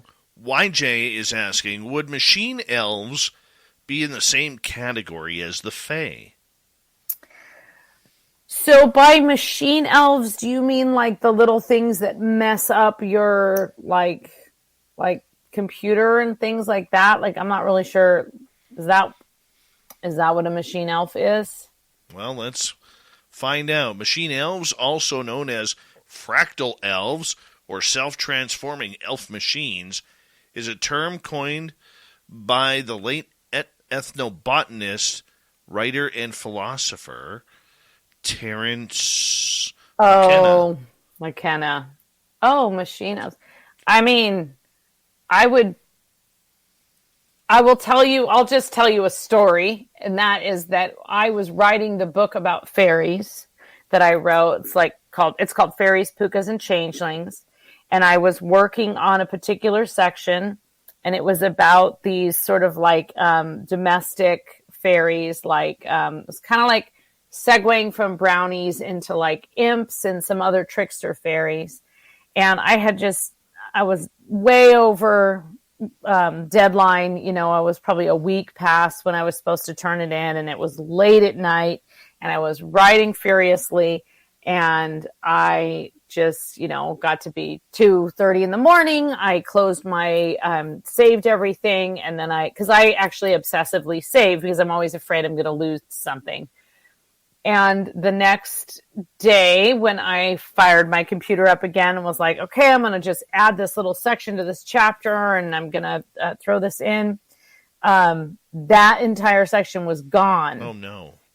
And I went from like sort of horror and that like, oh no feeling of like, I just lost 7,000 words that I had to have in, to realizing that obviously whatever I had written about that particular creature was off somehow, and I just embraced it. And I actually called my editor, who was super cool about it, and I said, look, I think the imps played some kind of trick on me. There was something like missing. And so those were probably actually fractal elves, aka Terrence McKenna. Yeah, so I would put those in the same category. I mean, when you're looking at the folkloric record from, whatever, 200 years ago, there weren't machines. And it was like, there weren't machines. So you didn't necessarily have those as a category, but you do have lots of fairies that interfere with domestic affairs and steal keys and hide things and mess around in your kitchen and spoil your milk and poke your cat and scratch your children. So pleasant. Stands to reason. Pleasant. Messing with my typewriter. All right, let's move on here to another question. This one comes from Raz. Can we use our mind to control our primitive dormant genes to switch on through consciousness? To shapeshift? Sure. Probably. Like, just to let's tie this in. I mean, people who travel in the astral plane or project themselves consciously into the astral plane or lucid dream, right? That is definitely a form of, kind of time travel in a way, or traveling to another kingdom or another realm. So that's a very conscious approach to unconsciousness. Drugs are another way to get there. I think that the most evolved brain can probably use their own mind with a lot of practice to actually be able to unlock unused parts of the brain, perhaps, and access these kinds of things. I mean, that's really what a medicine man or a spiritual leader is, right? It's somebody that can kind of go to those other planes and remove all of, the trick or the trouble with doing that is that there's so many distractions. And Dave, I think you told me a story about being basically putting yourself in a sensory deprivation room. And I think that that's probably a way to rapidly progress through that kind of dormant part of your mind and unlock the ability to really kind of comprehend things that are a little beyond the realm. But it's not for everyone, and it can be dangerous. I mean, that's sometimes sometimes those things are dormant for a reason. Survival, for example. Knowing too much can actually overwhelm you. And, that's why people have bad trips, because they unlocked something that probably should have been kept, well put away. So I don't know. I mean, you also probably could unlock some dormant genes by combat fishing. Combat fishing. Yes. Let's go to Sparkles here, who's hiding up in Alaska right now. Oh. Varla, do you have any suggestions how to communicate with fairies, etc.? When I live in the woods, as I am currently, I have tried various ways to communicate, but no luck. I even have created a lovely fern garden for them. Well, I can tell you that one of the most effective ways, it's obviously you're on the right track. You're creating a space for them. If you've ever tried to create a fairy well, that can be a much more rapid way to kind of access the fairy realm. And that's essentially kind of digging you create a small well, a depression in the ground, and put something over it so nothing falls in it. Something beautiful over it. You can kind of create it out of stones. And basically what you're doing is you're creating a gateway between the dry world and the world underneath, the other world, which is really where the Fae live. The other world starts through that kind of portal. So you're creating a portal. So I would, if you're comfortable with it, I would try and come up with a way to create a portal. It could also be water only. You don't necessarily have to dig a deep well. And then if you're not already doing this, leaving some shiny things like little bells. Really important though, and I learned this kind of more recently from a very a high witch, and he said never to use salt or iron if you're trying to make contact with the Fae. So make sure you don't have any like rusty old iron nails around or anything that is made of iron, because that can actually repel them. So makes a lot those of sense. are my tips. Makes a lot of sense. That is awesome. Varla Ventura is here tonight. Let's go to Paula W., who says, speaking of owls, what type of cryptid sounds like a death whistle, but then sounds like a owl hooting? I experienced that not too long ago. I actually wonder if you heard of like a banshee or a banshee-like creature. So a banshee is kind of like it's like somewhere between a ghost and a fairy by the Irish definition, but there's counterparts all around the world. And it will make a long, loud, kind of mournful sound that sounds like a death whistle or like a death call. But then it's basically just telling you someone's going to die. So hopefully that's not. Ice-T knows Ice-T, which is why I get my iced tea at Raising Cane's. We're both fresh all day. Sometimes we're sweet, sometimes we're unsweet, Jack. So chill out with your favorite iced teas this summer at Raising Cane's. One love.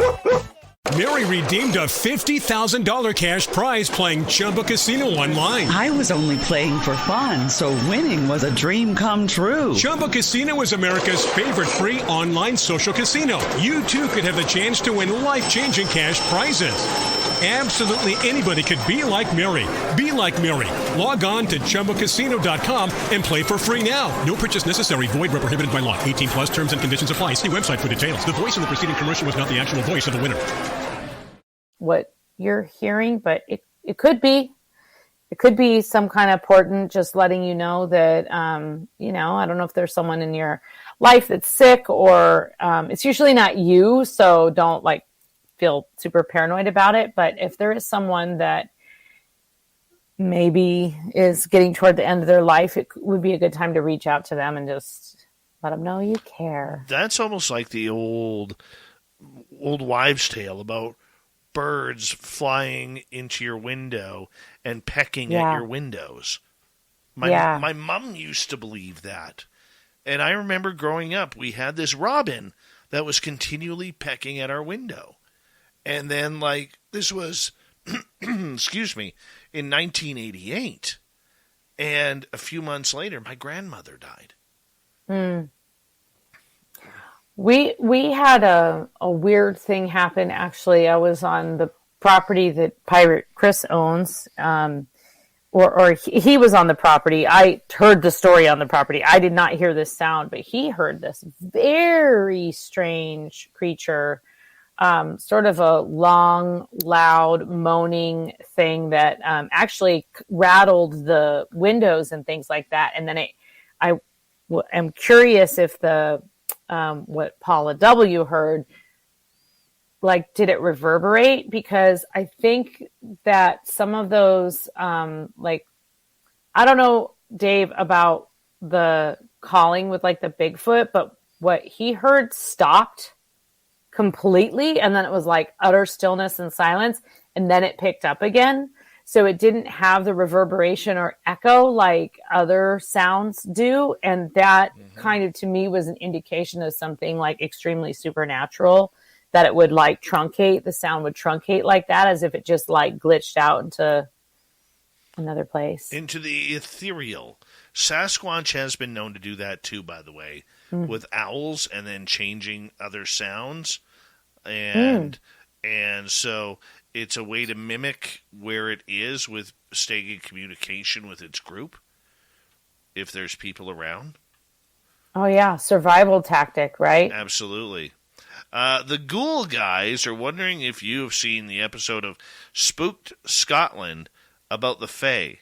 If you haven't, they believe you would love it. It sounds like I would. I haven't. I'll totally put that on my watch list, and I'll probably put everything everywhere they go on my bucket list, because Scotland is also happening in the spring. So Scotland's on. And Jonathan Davies, we call him Little Johnny Davies around here. Oh. And he was saying that I was asked if I was experiencing owls, Dave. A couple of days earlier, an owl flew into my window. Oh, wow. That's interesting, because owls tend to be a little bit like, they usually kind of back off from humans. Not if they're tied to aliens. Okay. Yes. Our good friend Jonathan is very, very tied to aliens. Oh, okay. Yes. Well, see, now that brings up the a topic that we have actually kind of discussed a bit before. But so here we have all of these like folkloric stories about owls being significant, and owls turning into witches, and owls causing like these strange dreams in the night, and owls causing these experiences that are outside of the norm. And now we have owls tied to aliens and extraterrestrial experience. And it just kind of brings up that idea that, are we now describing something that has actually been happening? We're describing something with new words that's been happening for centuries, and we just are now like hip to the fact that, oh, these are actually, very well could be the same thing that people have been. So you can either look at it as it's all supernatural, or you could say people have been experiencing something alien, have been experiencing these kind of encounters with extraterrestrials since, like, some people think that it goes back to ancient Egypt. So, and then like a lot of the, there's a lot of theories about that. You can watch that on Discovery Channel late at night when there's nothing else on and you're stuck in a hotel. Well, we are done for the night. VarlaVentura.com. Or .net, pardon me. You are .net. .net. Oh, how could you? How could I .com it? Son of a gun. Varla, we love it when you are here. And thank you for being awesome to us, Spaced Out Radio, our listeners. And we encourage all of our listeners to head into the local bookstore or go online to varlaventura.net and get all of your books, because you're one of the greatest out there, Varla. Thank you again for coming on Spaced Out Radio. Thanks for having me. Coming up next, we are going to have the Swamp Dweller come in, then Super Duke from the World Bigfoot Radio's Cryptid Report, Dave 101, and Shirky Poo's News, all in hour number 3 next.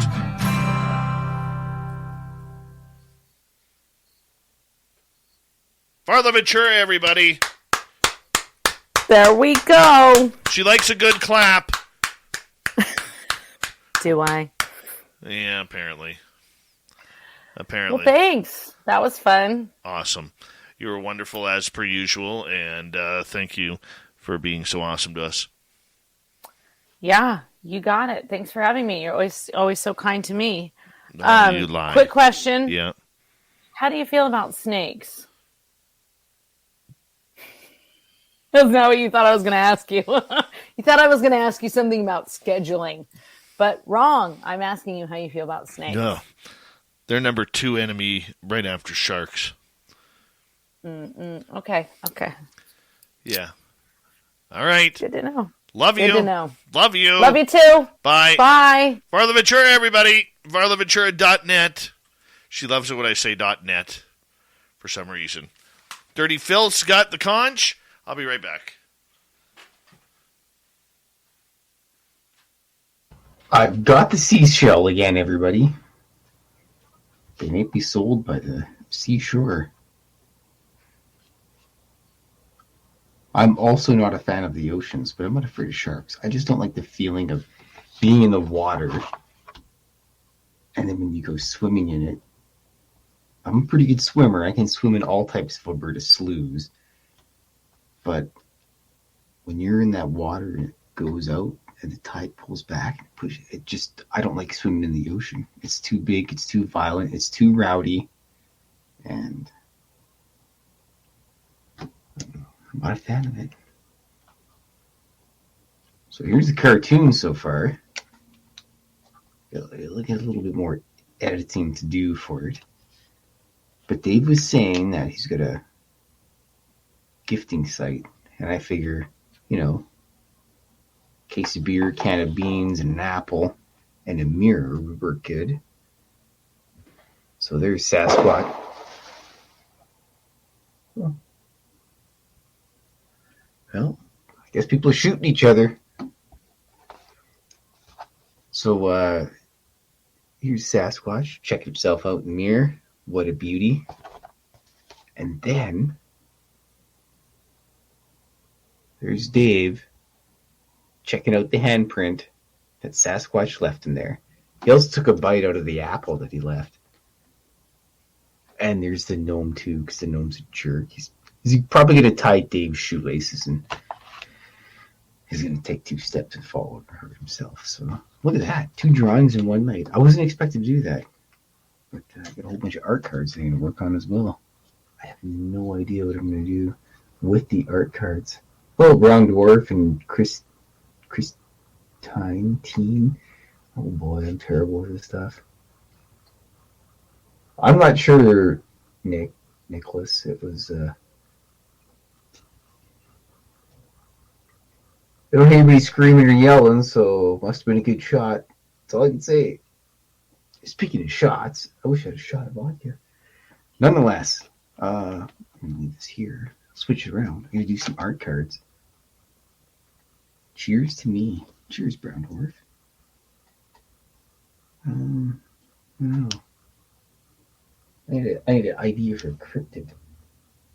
Actually, what I'd really like to do. I did my fancy San Diego series. The door just closed. Maybe Mrs. Filth went and shot somebody. I don't know. I did my fancy San Diego card series, which is going to be cool. If you go to Vegas, you can get one. Oh no, I forgot. All right. Well, let's do something nice and easy, classic. I'm going to put this off the side so I don't draw on the dirty thing.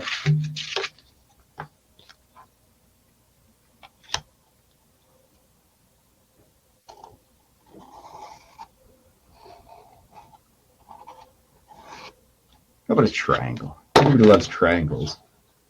We didn't get any damn triangles in San Diego. That's kind of a bummer.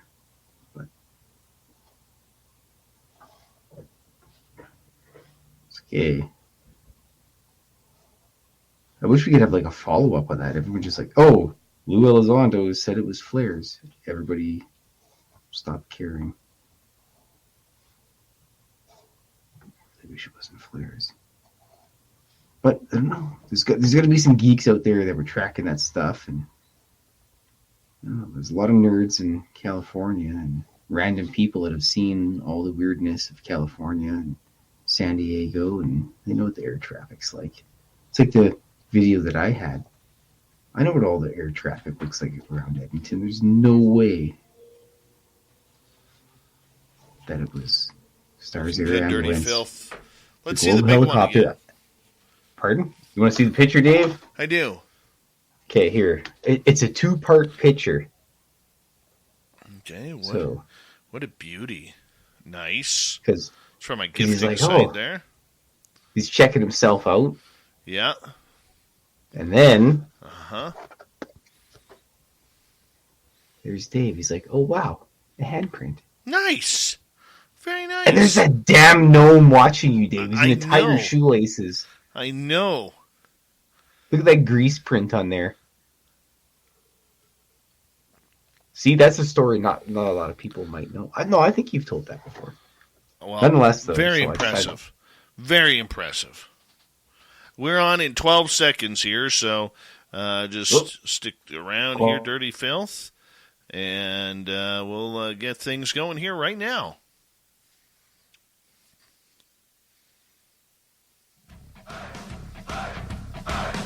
Would you like to connect with us? Head to spacedoutradio.com for all your latest show info. Now, back to Dave Scott and SOR. Third and final hour of Spaced Out Radio is now underway. Thank you so much for joining us. We really do appreciate earning your listening ears wherever you are on this beautiful planet we call Earth. Hello to everyone listening in on our terrestrial affiliates around North America and digitally on Odyssey Radio, TalkStream Live, and KPNL. All of our archives are free. Join us, will you, at spacedoutradio.com. We have a plethora of features for you, including rocking out to Bumblefoot, reading Shirky Poo's Newswire. Check out our swag as well.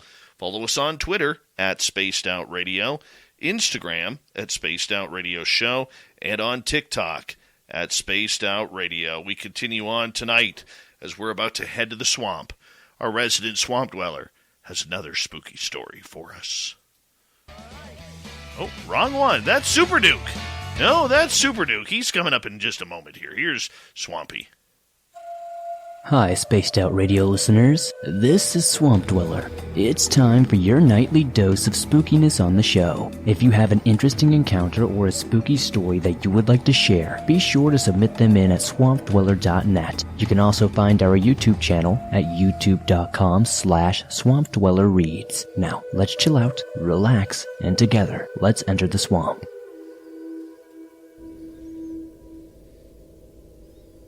So it's the summer of 2013.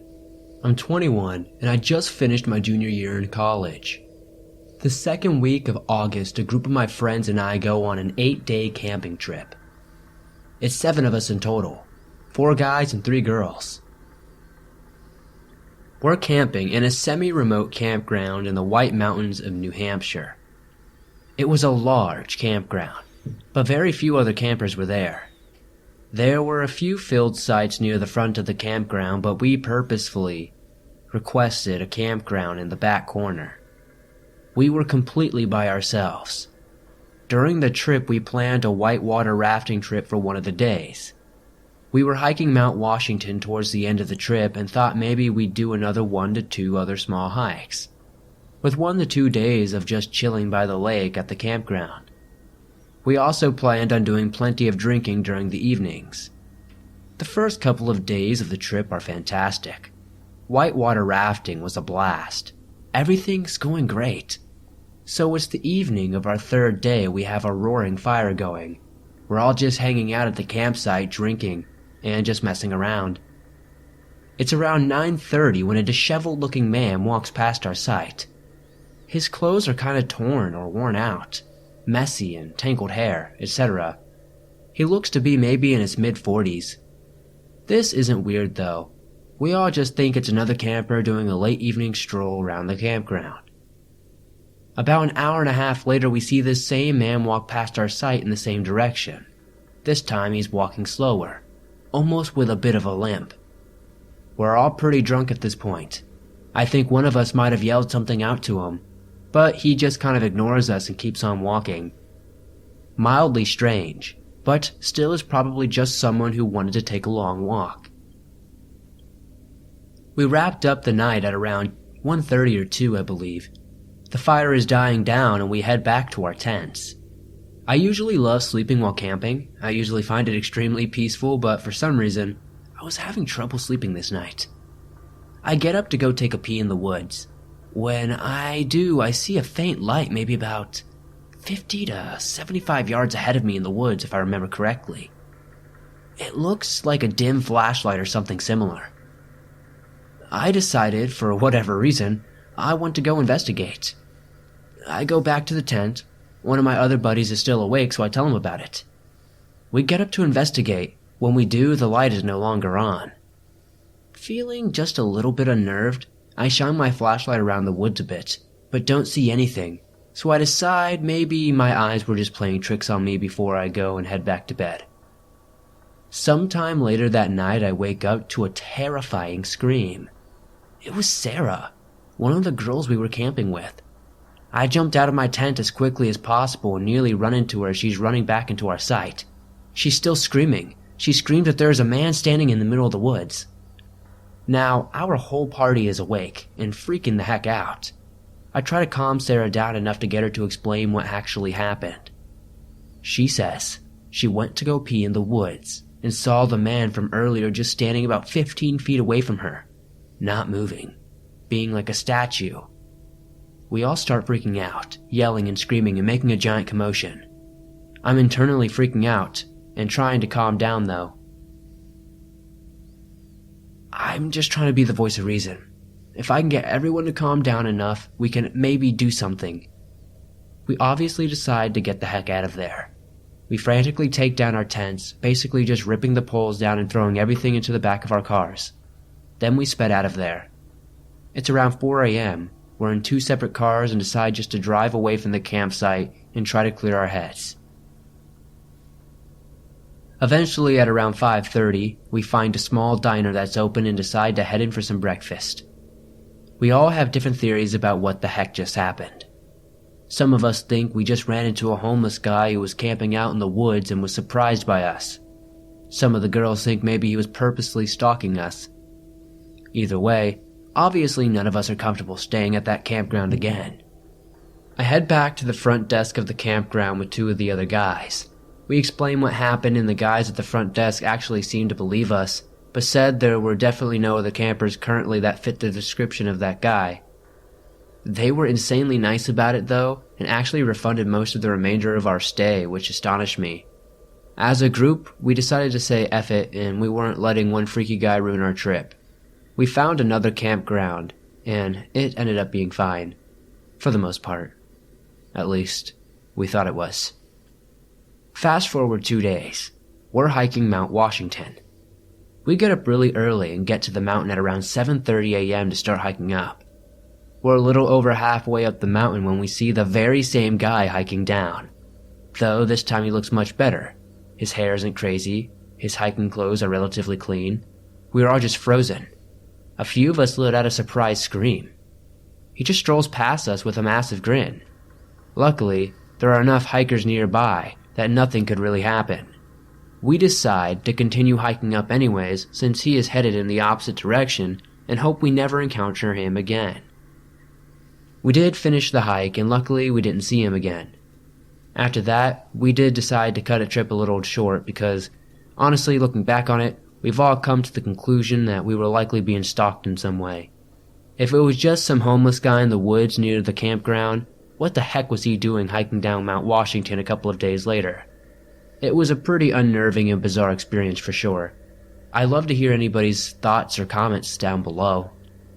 Imagine being followed and tracked in the forest by somebody you don't know. That's why we love the Swamp Dweller around here. You can go to his YouTube channel, Swamp Dweller Reads, and you can check out the news and all the stories he has for yourself. There's literally thousands of stories there. I listen to him every night before bed after this show. Swamp Dweller Reads on YouTube. Check it on out and hit subscribe today.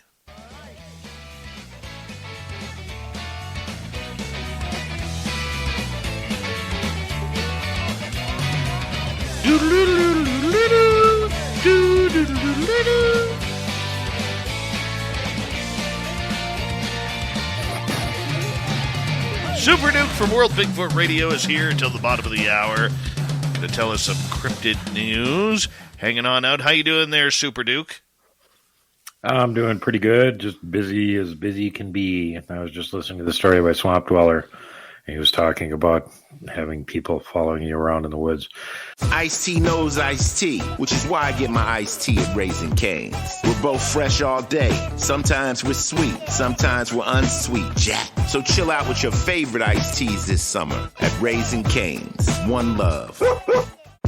Popeyes has been serving chicken for 50 years. And to celebrate, we're giving 5 pieces of our signature chicken for just $6.99. I mean, 12-hour marination every day, hand battering and breading every day. Of course, it's going to be juicy, crispy, and delicious. We put some time and love into this piece, and let me tell you, y'all gotta try it. It's 50 years of love, all cooked into 5 pieces for just $6.99. Get it while you can. Participating U.S. restaurants. Tax extra terms apply. See Popeyes.com/offer-terms.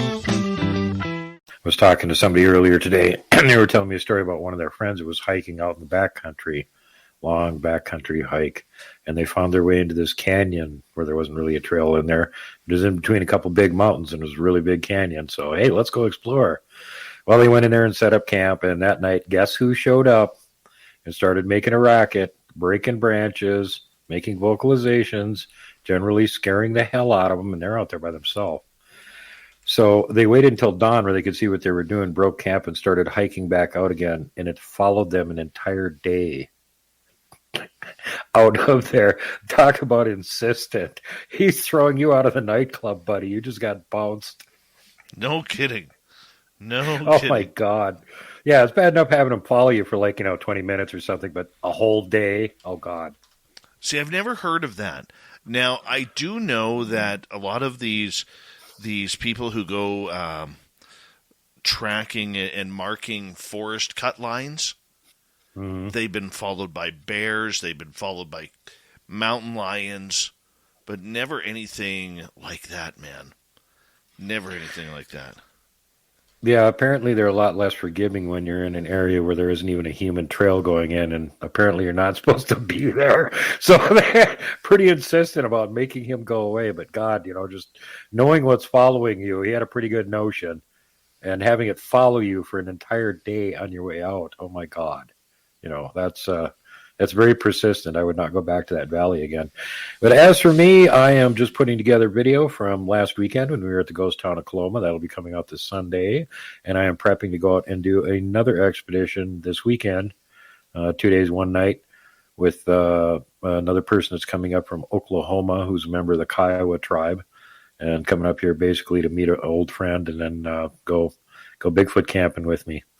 And they told me some interesting stuff about some of the powwows they've been at where, once everything gets going pretty good and they're out in the woods, and if you wander away from camp, you start hearing the same kind of vocalizations of, whatever chance it is that they're singing and stuff coming from the woods.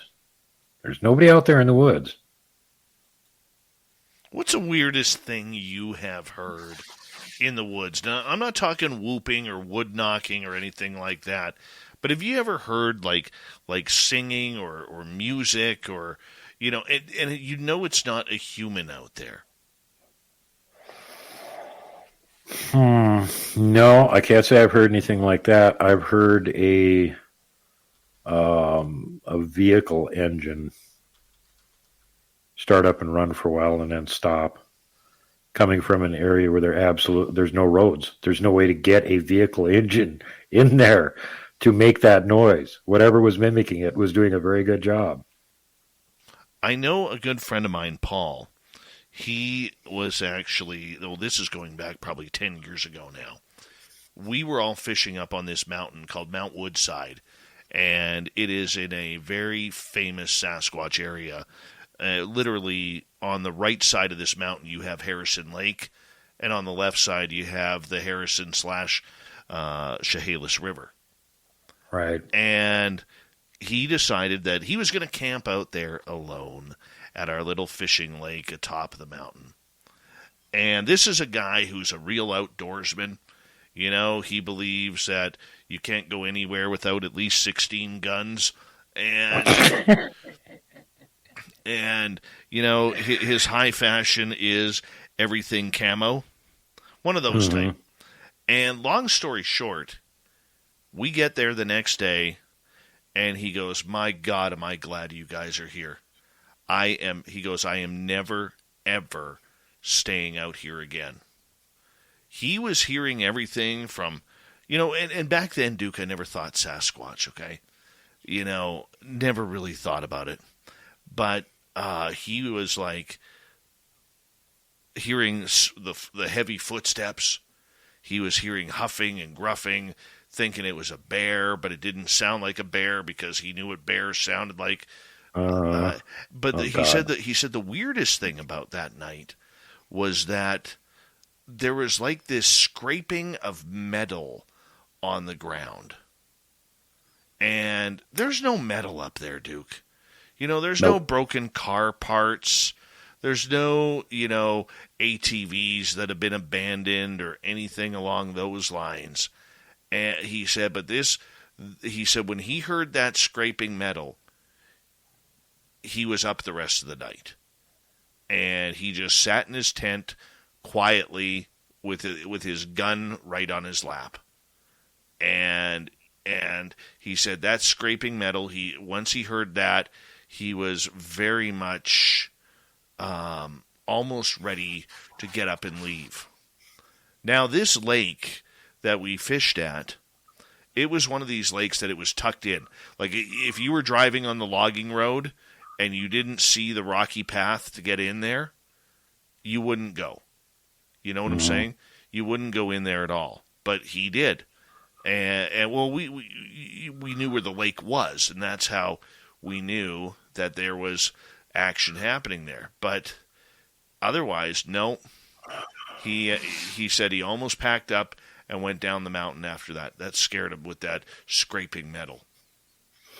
I can believe that. I had two of my friends that have camped right near me here, 3 miles away up on Mount Sentinel, where they're not supposed to be having late night stuff. It's prohibited after dark to be up there. And while they were up there, they both reported hearing a sound that they said sounded starting out like a piece of sheet metal tearing, and then morphed into like a scream and roar type sound. And I was always wondering what in the heck would that sound like? Well, then last fall when Eric was here, he went up and took a drive up there early in the morning and actually recorded a vocalization that sounds very, very close to what they were trying to describe. So now I kind of get what it was they were trying to describe. But I've heard descriptions of them being able to make all kinds of vocalizations. Kat Hansen talks about one of them in her clan that likes to sit on this mountainside and watch the logging trucks go by. And he can mimic all the sounds, and he will. He thinks the logging truck is threatening him. So he makes logging truck sounds back at it, including the shifting and the engine revving and downshifting and the whole thing. So here you got this logging truck sound coming from the mountainside. There's no road. You're going, okay, what the hell is doing that? Right? I don't get it. Duke, we got 6.5 minutes left with you. Well, I'm going to try to get through a little bit of this. This is very interesting, super historical account, and next to the Patterson Gimlin video, which covered again on my channel last Sunday.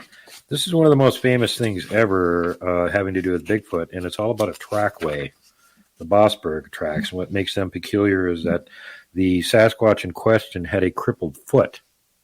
So who makes fake casts with one foot looking crippled? So anyway, in Bossberg, an event that has had a long-term impact on the pursuit of Bigfoot in the Pacific Northwest happened. As British anthropologist John Napier would remark years later, Bossberg would have a, quote, claim to fame for producing some of the most complex and compelling tracks seen to date. Bossberg is located in the extreme northeastern corner of Washington state. So that's in Nate Rudd country there. Stevens County, a relatively easy 20-mile journey from British Columbia as the crow flies. Near Bossberg's town dump, a butcher named Joseph Rhodes had found the first track on November 24th, 1969, and noticed that one foot on the set was crippled, to use the description popular at the time. The word spread quickly among Bigfoot researchers, and everybody that was known at the time showed up. John Green told Renee DeHinden that Ivan Marks, formerly of the Tom Slick expedition, was in pursuit of a crippled Bigfoot. DeHinden called Marks, then took off for Bossberg before the end of November, apparently. When DeHinden arrived, he found and covered one of the better pair of tracks. One clearly showed the right foot that had made the track was deformed. It looked as if it had 2 bumps out the side and only 4 toes showing. Using what he found available, which was a cardboard box, DeHinden casually preserved that what many consider to be one of the best pieces of Bigfoot evidence ever found. And that's pretty much Renee's claim to fame right there. DeHinden took pictures, cast it, and saw this was something unique. 700 miles away in western British Columbia, taxidermist Bob Titmus, who was the guy that had tipped off Roger Patterson and Bob Gimlin 2 years earlier and got them to come down to the area, which resulted in them in filming Patty, the famous PGF, Patterson-Gimlin film. And he had also taught Jerry Crew how to cast the tracks at Bluff Creek in 1958. He made his way to Bossburg. His behavior was curious to DeHinden, who wrote that Titmus went out and bought an 8-pound slab of beef and hung it in a tree. I believe he was sitting out there at night in his panel truck watching the meat and thinking that if the thing was a cripple and was living off the garbage dump, when he came along, he would just grab it by the arse and throw it in his truck and run off home with it. Another Bigfoot hunter, Norm Davis, had a similar notion and put out a bowl of fruit in the hope of nabbing the Bigfoot. Titmus left within 3 days. Then DeHinden shared Davis's trailer, and before long, the trailer was on Arvin Marks' land, and all three had combined resources. On Saturday, December 13th, 1969, after a significant snowfall, DeHinden, Marks, and a local man named Jim Hopkins were looking for signs of Bigfoot around Roosevelt Lake, where they found tracks. Boy, did they find tracks. The series of tracks they discovered in their number and clarity remain one of the best footprint series ever revealed of Bigfoot in America. These men found and carefully counted 1,089 clearly definable prints, as writer Don Hunter would put in his book Sasquatch with Renee DeHinden. These crippled tracks, wrote Hunter, were and still are among the most convincing tangible evidence to be turned up in all of DeHinden's years as a Sasquatch hunter. Left footprint measured 17.5 inches long, 6.5 inches across ball of foot, and 5.5 inches across heel. Right one is 16.5 inches long, 7 across the ball, and 5.5 across the heel. Right foot was deformed. The third toe was either badly twisted over or was missing, there being only a slight impression in the snow at its base. The little toe stuck out at a sharp angle, and the whole foot curved outwards and showed 2 distinct lumps on the outer edge. The unusually long trackway revealed much about the Bossburg crippled trajectory. The creature had followed the waterways around the lake and from a river, crossed railroad tracks, and stepped over a 5-wire fence 43 inches high as it crossed a road. Then it rested apparently in a depression on the pine forest floor before going up a hill, then back down where yellow snow showed that it had taken a little break. In these days of DNA tests, we would have thought about taking samples, but they didn't have that available at the time. From there, it appeared to backtrack to where it had come before, though some of the underbrush and through some of the underbrush into an overhang of the river's edge. The trail of tracks which DeHinden, Marks, and Hopkins followed upstream finally vanished where the Bigfoot descended the riverbank into a rocky section where tracks would not show. So DeHinden carefully documented and photographed all the tracks. Then tons of tourists with cameras descended on the area and pretty much destroyed all the evidence. In December 1969, the personnel hunting the Bossburg Bigfoot included Roger Patterson, who had filmed Bigfoot 2 years previously, and his associate Dennis Jensen. Patterson would come and go, but Jensen, as chroniclers such as DeHinden and Napier pointed out, would stay in Bossburg to protect the Patterson lead pursuit. How millionaire Tom Page also got involved. DeHinden, Patterson, Marks, Jensen, Fardell, St. Hilaire, and others together as a loosely knit group of Bigfoot hunters through most of early January 1970. Then on the 27th, the Metlow Bill Streeter affair occurred. On that day, man, I don't think we got time to get into this. This is where it gets pretty epic and ridiculous, and everybody starts fighting with each other. Let's just put it that way. The end part here, which I will skip to, is that after all of this big row happened and everybody quit working together, the legacy is, as they say, history. What remains of the left and right plaster cast of the crippled foot pair. Grover Krantz, the late anthropologist, who was one of the first academics to seriously consider the reality of Bigfoot, obtained and studied both of these track casts. He said they were 2 of the originals, and Krantz liked what he saw. Krantz made molds and studied them in some depth. The tracks have become extremely important. Incredible as it may sound, the Bossburg prints are the one piece of evidence that changed Krantz from a skeptic to a Bigfoot believer. Super Duke from World Bigfoot Radio. We love him when he's here. Coming up next on Spaced Out Radio, it's Dave 101 and Shirky Poo's News. Stay tuned. Spaced Out Radio continues right after this.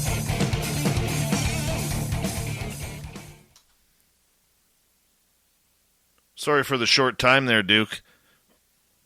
Nah, it's okay. We kind of yammered on a little bit too long, or I would have pretty much made it through there. My problem the is whole situation of those guys fighting with each other is just so ridiculous. This guy named Metcalf shows up and said, "Hey, I got a Bigfoot that I shot hidden in a cave.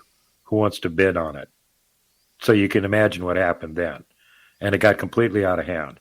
And then when DeHinden went over to him to talk to him at his house about it, he casually mentioned he had a Bigfoot's foot in his freezer. And DeHinden said, "I'll give you $500 to look at it." Then the bidding war on that started. And they just wasted about 3 months chasing this guy around. It turned out he was completely full of BS, and he didn't have anything that he claimed. But by that point, they were so tired of fighting with each other, they just kind of gave up and left the area. Well, you know what? We appreciate you coming on in, Super Duke. Thank you so much, my bud. Yep. Thank you, Super Duke. Super Duke, guys. Love Super you. Duke. James Weston, Canada Day is tomorrow. It hasn't happened yet, so I don't know what I'm doing yet. Probably mowing my lawn and drinking a Canadian beer. All right, Super Duke. Later, buddy. Take care, bud. You too. Night, everybody. Love Super Duke. Super Duke's a pretty cool guy. Uh-huh. That he is. What do you guys want to hear me rant about tonight on the Dave 101?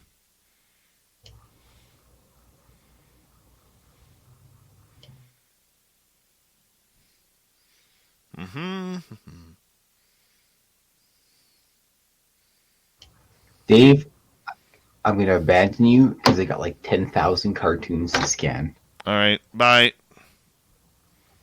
We love you. Have a good night, Dave. We love you there. What's your name again? Kloos von Joyski? Oh, jeez. Kloos? Butchering it. It's not Kloos. Kloos von Joyski. Well, it's not as bad as Watson. He's like, we're going to roll DJ with Cliche. I'm like, what are you talking about, Watson? Anyways, it's terrible. Anyways, everybody have a great night, Dave. All right. Love you, man. Have a good night. Love you, buddy. You take care. Take care. Bye. Applesauce, you don't need to speak French to be in the Canadian government. They do it out of respect because Canada does have 2 national languages. That's how that works. But the majority of politicians from out west don't speak French. Kloos von Joyski.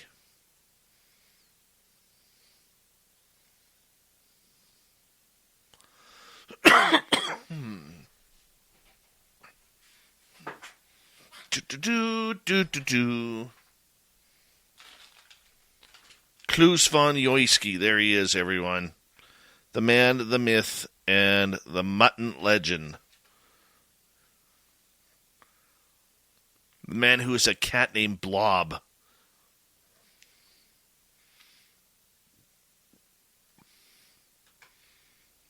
You can't make that up. Good old Blobbert.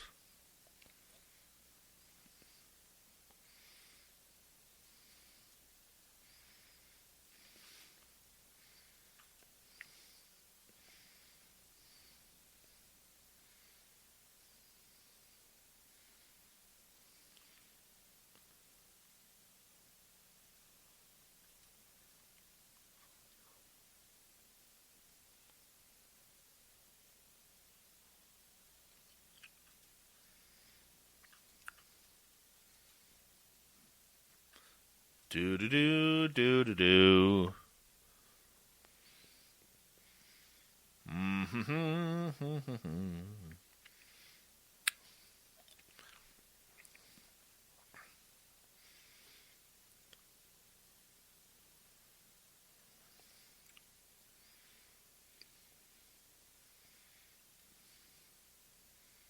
Hello, my friend.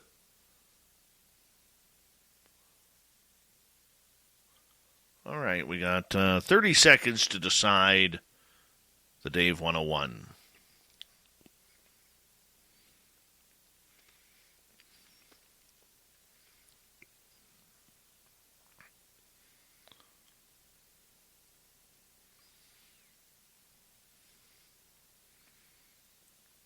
10 seconds to decide the Dave 101.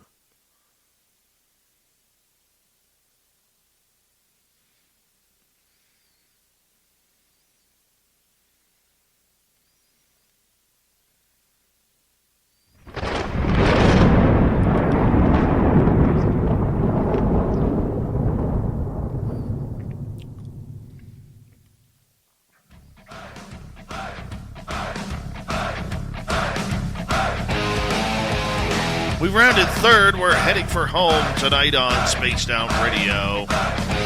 Good to have you with us. My name is Dave Scott. Very much appreciate earning your listening ears. I want to remind you that if you miss portions of this show or others, check out our archives for free. Go to youtube.com/Spaced Out Radio. Do old Davey the favor. Hit that subscribe button. Our website is spacedoutradio.com. We have a plethora of features for you. Rock out to Bumblefoot, read Shirky Poo's Newswire, check out our swag as well. Follow us on Twitter at Spaced Out Radio, Instagram at Spaced Out Radio Show, and on TikTok at Spaced Out Radio. It is time once again to get it a little bit vocal, to get the blood pressure up with the Dave 101.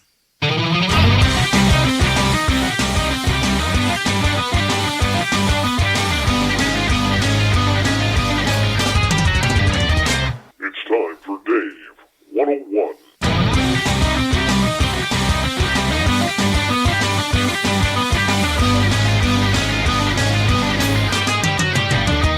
All right, if you haven't heard the news recently, there was this weird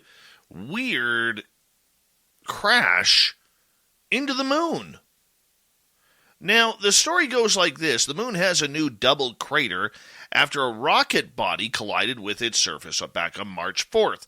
NASA's Lunar Reconnaissance. Ice-T knows Ice-T, which is why I get my iced tea at Raising Cane's. We're both fresh all day. Sometimes we're sweet, sometimes we're unsweet, Jack. So chill out with your favorite iced teas this summer at Raising Cane's. One love.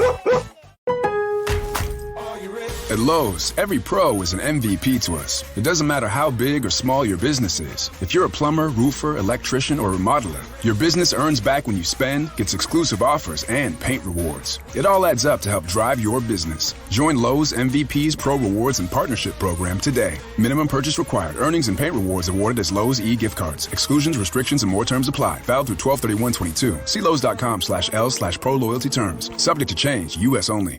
Orbiter, which has been circling the moon since 2009, revealed the location of the unusual crater.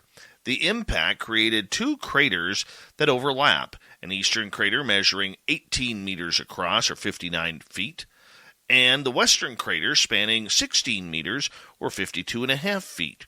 Together, they create a depression that is roughly 91.8 feet, or 28 meters wide in the longest dimension. A rocket body hit the moon, yes, or was it?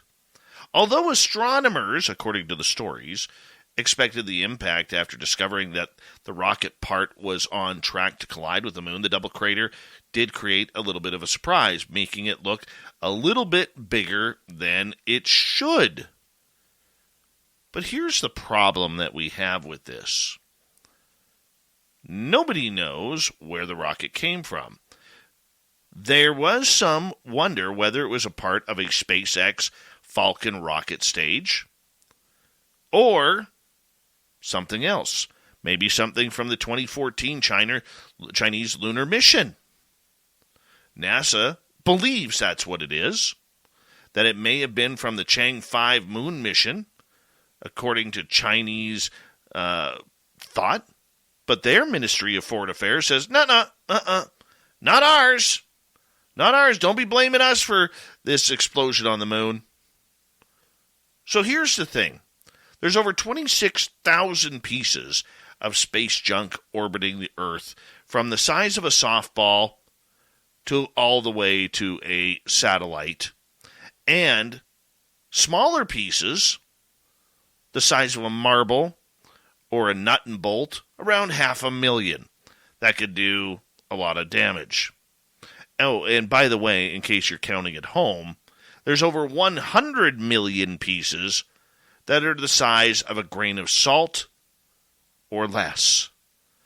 but nonetheless, because of space's speed, could puncture a spacesuit or do damage to something. So, what it comes down to is this. NASA, once again, has no idea where this rocket came from. Sound familiar? Look, NASA doesn't seem to know a lot right now. They don't know about aliens, even though their astronauts have said that they've seen things up in space. They're spending $100,000 of taxpayer money trying to figure out if this whole alien UFO thing may be real, when all they really need to do is go into their own filing cabinets to find the reports. Or, maybe, just maybe, there's something else to this. The rocket could be a part of a secret space program. Think about that for a second. The long-denied secret space program. Is this where the black triangles come from? Is this where we get these 300, 600-foot craft? They're parked on the moon, allegedly, that take soldiers up to Mars to kill aliens and the whole 20 in backs super soldier program. The reality is, we don't know. And it's weird to even talk about something like this because it sounds so far-fetched. However, there is a lot of research out there who believe that there is something nefarious going on with a secret space program. Look, NASA has very, very smart people working for them. These are people who know where the space junk is. They have to, because every time a rocket, or in previous studies, the shuttle program, and now SpaceX, go up into space, there is so much debris and garbage up there that they have to wait for a clear window to pass over the launch site in order to get the rocket through safely. How strange is that? A lot of us just think, hey, just launch the damn thing. Get it up there. If the weather is good, launch it. No, they have to make sure that some old Russian cosmonaut satellite isn't going to hit, or American satellite. Because the one thing is, when those satellites die, they stay in their orbit until they eventually fall down into the atmosphere and hopefully burn up. But if you believe the secret space program exists, then it opens up a bunch of doors. A whole bunch of doors. Look, NASA knows every rocket that has been launched off this planet since day one. They know when it's happening in China. They know when it's happening in Russia. They know what's going up. They know what's happening with every other country that is in the space race. India, to name another, Japan. Yeah, it's happening. It's going on large and in charge right in front of our eyes. Yet NASA, for some reason, has no clue who or what this rocket is. To me, I think it's crap. I think they do. And if the secret space program is there, what if one of those special aircraft is what crashed into the moon? The easiest way NASA gets out of everything is denial. They play stupid. Because there's nobody that's going to actually argue with a bunch of astrophysicists and engineers and mathematicians who are the best of the best of the best, which is needed to put people up in space. You're not going to argue with that. Why? Because you and I, for the most part, are not smart enough. However, we can call them out on their crap that they are hiding. So if the secret space program is real, what if it was one of theirs that crashed going to a base on the far side of the moon that is allegedly there with aliens and humans. What if it was one of those TR-3Bs, black triangles that we hear about that are allegedly ours, that lost its way and crashed? That would be a pretty heavy and large aircraft to put a couple puncture wounds in the moon. But no, they're going to say it's space junk. They're going to say that it is something from a rocket that failed previously. They knew it was a rocket. Would they not be tracking it? They know everything in space. They have to. The Russians have to. The Chinese have to. And unless it's American and it was a secret rocket to shoot up there and do whatever it needed to do, then maybe we don't know what it is. But I do not trust NASA as far as I could throw them. Why? Because they lie. And I don't use that term lightly. But when you sit there the past few months and lie that you know nothing about extraterrestrials and UFOs, and you stand there like their leader, Bill Nelson, has done, straight-faced, saying, we got to get into this game. We have to figure out what is going on. We are allocating $100,000 for UFO UAP research. It's right there in your buildings. It's right there in your filing cabinets. Right there where you lost the Apollo sheets on how to get to the moon. We know Gemini had astronauts that saw UFOs. We know, thanks to Dr. Edgar Mitchell and others who came out during the Apollo program and admitted they saw UFOs. Photographs have been taken. I have personally been given Apollo photographs that I cannot release because my source asked me not to, with blue lights right by the rocket. So NASA, once again, is caught with their pants down, lying to the public, playing stupid. Oh, we don't know what's going on. You get almost over billions and billions of dollars a year to pay for the smartest people possible, and you're going to play dumb on UFOs? You're the kings and queens of space. You're supposed to know what's going on up there. You can tell us where the space junk is. Just a couple months ago, the International Space Station was close to running into something. They had a few days in order to make it. Who was tracking that junk? NASA was. Because they know. They know where the space junk is. They know what is up there. They just don't want to admit it to people like you and me because of whatever reason. They would sooner play dumb than play smart. Or maybe it is a smart game, because they know the majority of Americans and the majority of Canadians and other people around the world aren't going to buy the UAP story, even though their own astronauts say different. We should all be upset about this.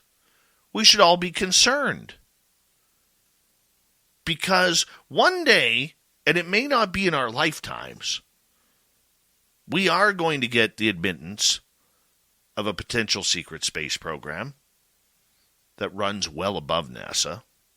We may get the information that's actually been hiding in the catacombs of NASA, either in Houston or Florida, to try and figure out how much they really do know about extraterrestrials and UAP coming to this planet.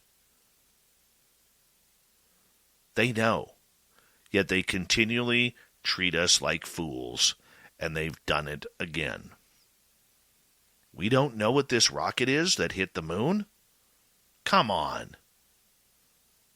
You know when a nut at the end of a screw is streaking towards the International Space Station and can puncture a hole in it.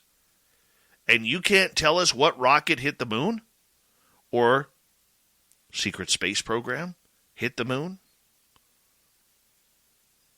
It makes me shake my head. It makes me frustrated. It makes me wonder why. We all need answers. We all need to figure out what is going on. But as long as NASA continues to treat us like we are fools, we'll never get it. We just won't. And that's the sad part. Because when it comes to UFOs and extraterrestrial contact, NASA doesn't want to be a leader. That they have proven. They're going to follow this story and give it to somebody else. The hot potato they've already passed over. And NASA, being the kings and queens of space, is not better off for it. In fact, eventually, it will show how much egg that they really do have on their faces.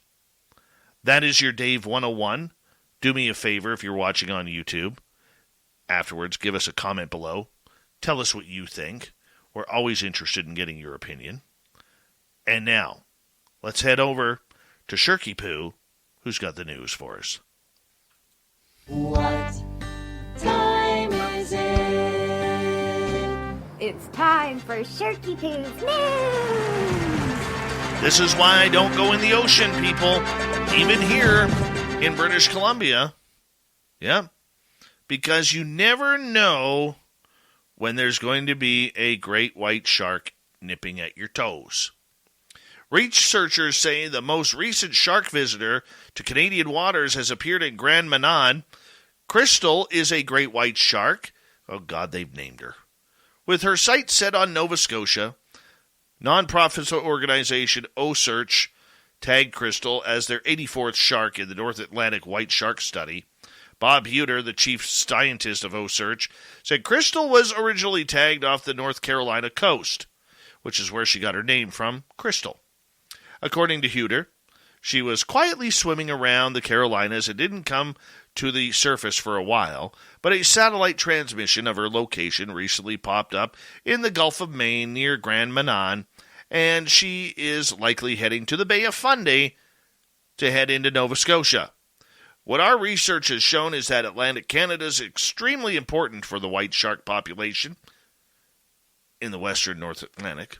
He says sharks like Crystal have strong sight fidelity, which means that they like to go back to certain places. Many sharks feed in Canadian waters in the summer, including on people. Well, maybe not people, but I will say eventually on people. When Huter and his team catch a shark for tagging, it is kept calm on a mechanical lift while the team takes samples and attaches tags. Then we get off, the lift goes down, and the shark swims off and resumes its normal behavior. Huter said they've followed some sharks for tens of thousands of miles over up to 10 years with the acoustic tags. But yeah, Crystal, she's going to go check out Nova Scotia. So if you're in that area, Nova Scotia, New Brunswick, Prince Edward Island, just remember, man-eaters are coming for you. Man-eaters are coming for you. Here in British Columbia, a Yorkie dog made a miraculous escape from the clutches of a bald eagle, and part of it was captured on video. 8-month-old Coco was scooped up by the bald eagle outside her home on June 16th in Metlakatla. Yep. The doorbell's camera recorded the moment when Coco was grabbed. Coco screamed and the action went off camera before Coco eventually returned. We didn't know it was that bad until we went back and looked at the doorbell camera, said owner Justin Dudaward. Coco had a cut on her stomach that required veterinary care, in addition to a few other scrapes and scratches. Though 3 days later, Dudaward said it was like nothing had happened to her. Well, that's good. That's scary. There's some big eagles around here. Hey, if you're into it, An unusual house is for sale in Oklahoma, and it's drawing attention online due to its resemblance to the titular family's domicile from the classic cartoon, The Jetsons. Nancy Davis Vandenhende of Halloran Home Team, eXp Realty, who showed the unusual Tulsa home in her popular TikTok videos, said the house features its own elevator that takes residents and visitors up to the saucer-shaped main floor of the house. The home features windows on all sides and features a breathtaking view of the Tulsa skyline. It reminds me of the Jetsons. Views from every turn, Vandenhende said. The 2-bedroom, 3-bathroom home was built in 2005. Current asking price for the Jetson-style home, a paltry $415,000, or about 13 million Canadian. Right about there. And finally tonight, there's a lot of unknowns when buying a house, and many nasty surprises can come along during the process, but you wouldn't imagine getting an internet connection set up in a major U.S. city to be among them. Well, that's exactly what happened to a couple in Seattle. They discovered that they can't get internet in their new home. Well, that's not entirely true. The house has never had internet cables connected to it, but they could ask for the work to be done. But the operation for internet to run to their home, a minimum $27,000. Really? 27 grand for internet? That's a bitter pill to swallow on top of a new mortgage. Yep. So this is what happened. Zachary Cohn and his wife L'Oreal purchased a house in Seattle's Northgate neighborhood in July 2019. They closed the deal, started moving in, but when they tried to get their new place connected to the World Wide Web, they received a nasty surprise. There was no way to do that. All 6 neighbors I share property lines with are wired for Comcast, but our house never was, Cohen said. And it's not like Cohen and Zenomi's house is in a remote location like a mid-rural area. No, their nearest neighbor is like right beside them. Space Needle, for example, is only about 6 miles away. The neighborhood has a major bus station, a brand new rail station, and schools. So, Comcast, well, they're not saying anything. They're like, hey, just pay us the money. If you really want the internet, it'll cost you 27 grand. Otherwise, you are SOIL. Out of internet luck. Yeah. Wow. Thank you to Shirky Poo for the news. Thank you to Super Duke for World Bigfoot Radio, Swamp Dweller, and our guest Varla Ventura for an incredible show tonight. We got Mr. Ron Bumblefoot Thal rocking in the background with Little Brother is Watching. Bumblefoot is the official music of Spaced Out Radio. Rocking us out of every single show. Get your horns up for the guitar god himself. Special thanks to everybody listening in at home, at work, in your cars, wherever you may be. Thank you to everyone in our chat rooms tonight. YouTube, Twitch, LGAB, Facebook, the Space Travelers Club, and on Twitter at hashtag Spaced Out Radio.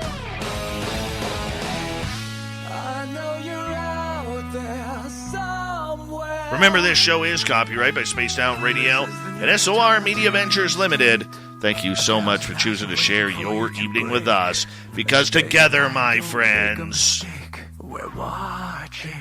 We own the night. Mr. Bumblefoot, we need a favor. We need you to take us home.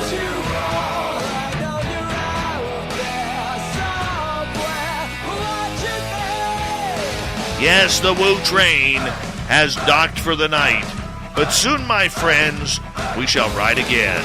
Your seats are always available. Your tickets never expire. And if you want to bring a friend, we've got room for them too. Happy birthday, Canada.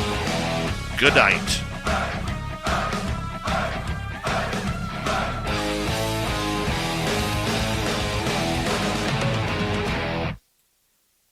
Ice-T knows Ice-T, which is why I get my iced tea at Raising Cane's. We're both fresh all day. Sometimes we're sweet, sometimes we're unsweet, Jack. So chill out with your favorite iced teas this summer at Raising Cane's. One love. At Lowe's, every pro is an MVP to us. It doesn't matter how big or small your business is. If you're a plumber, roofer, electrician, or remodeler, your business earns back when you spend, gets exclusive offers, and paint rewards. It all adds up to help drive your business. Join Lowe's MVP's Pro Rewards and Partnership Program today. Minimum purchase required. Earnings and paint rewards awarded as Lowe's e-gift cards. Exclusions, restrictions, and more terms apply. Valid through 12/31/22. See Lowe's.com/L/Pro Loyalty terms. Subject to change. U.S. only.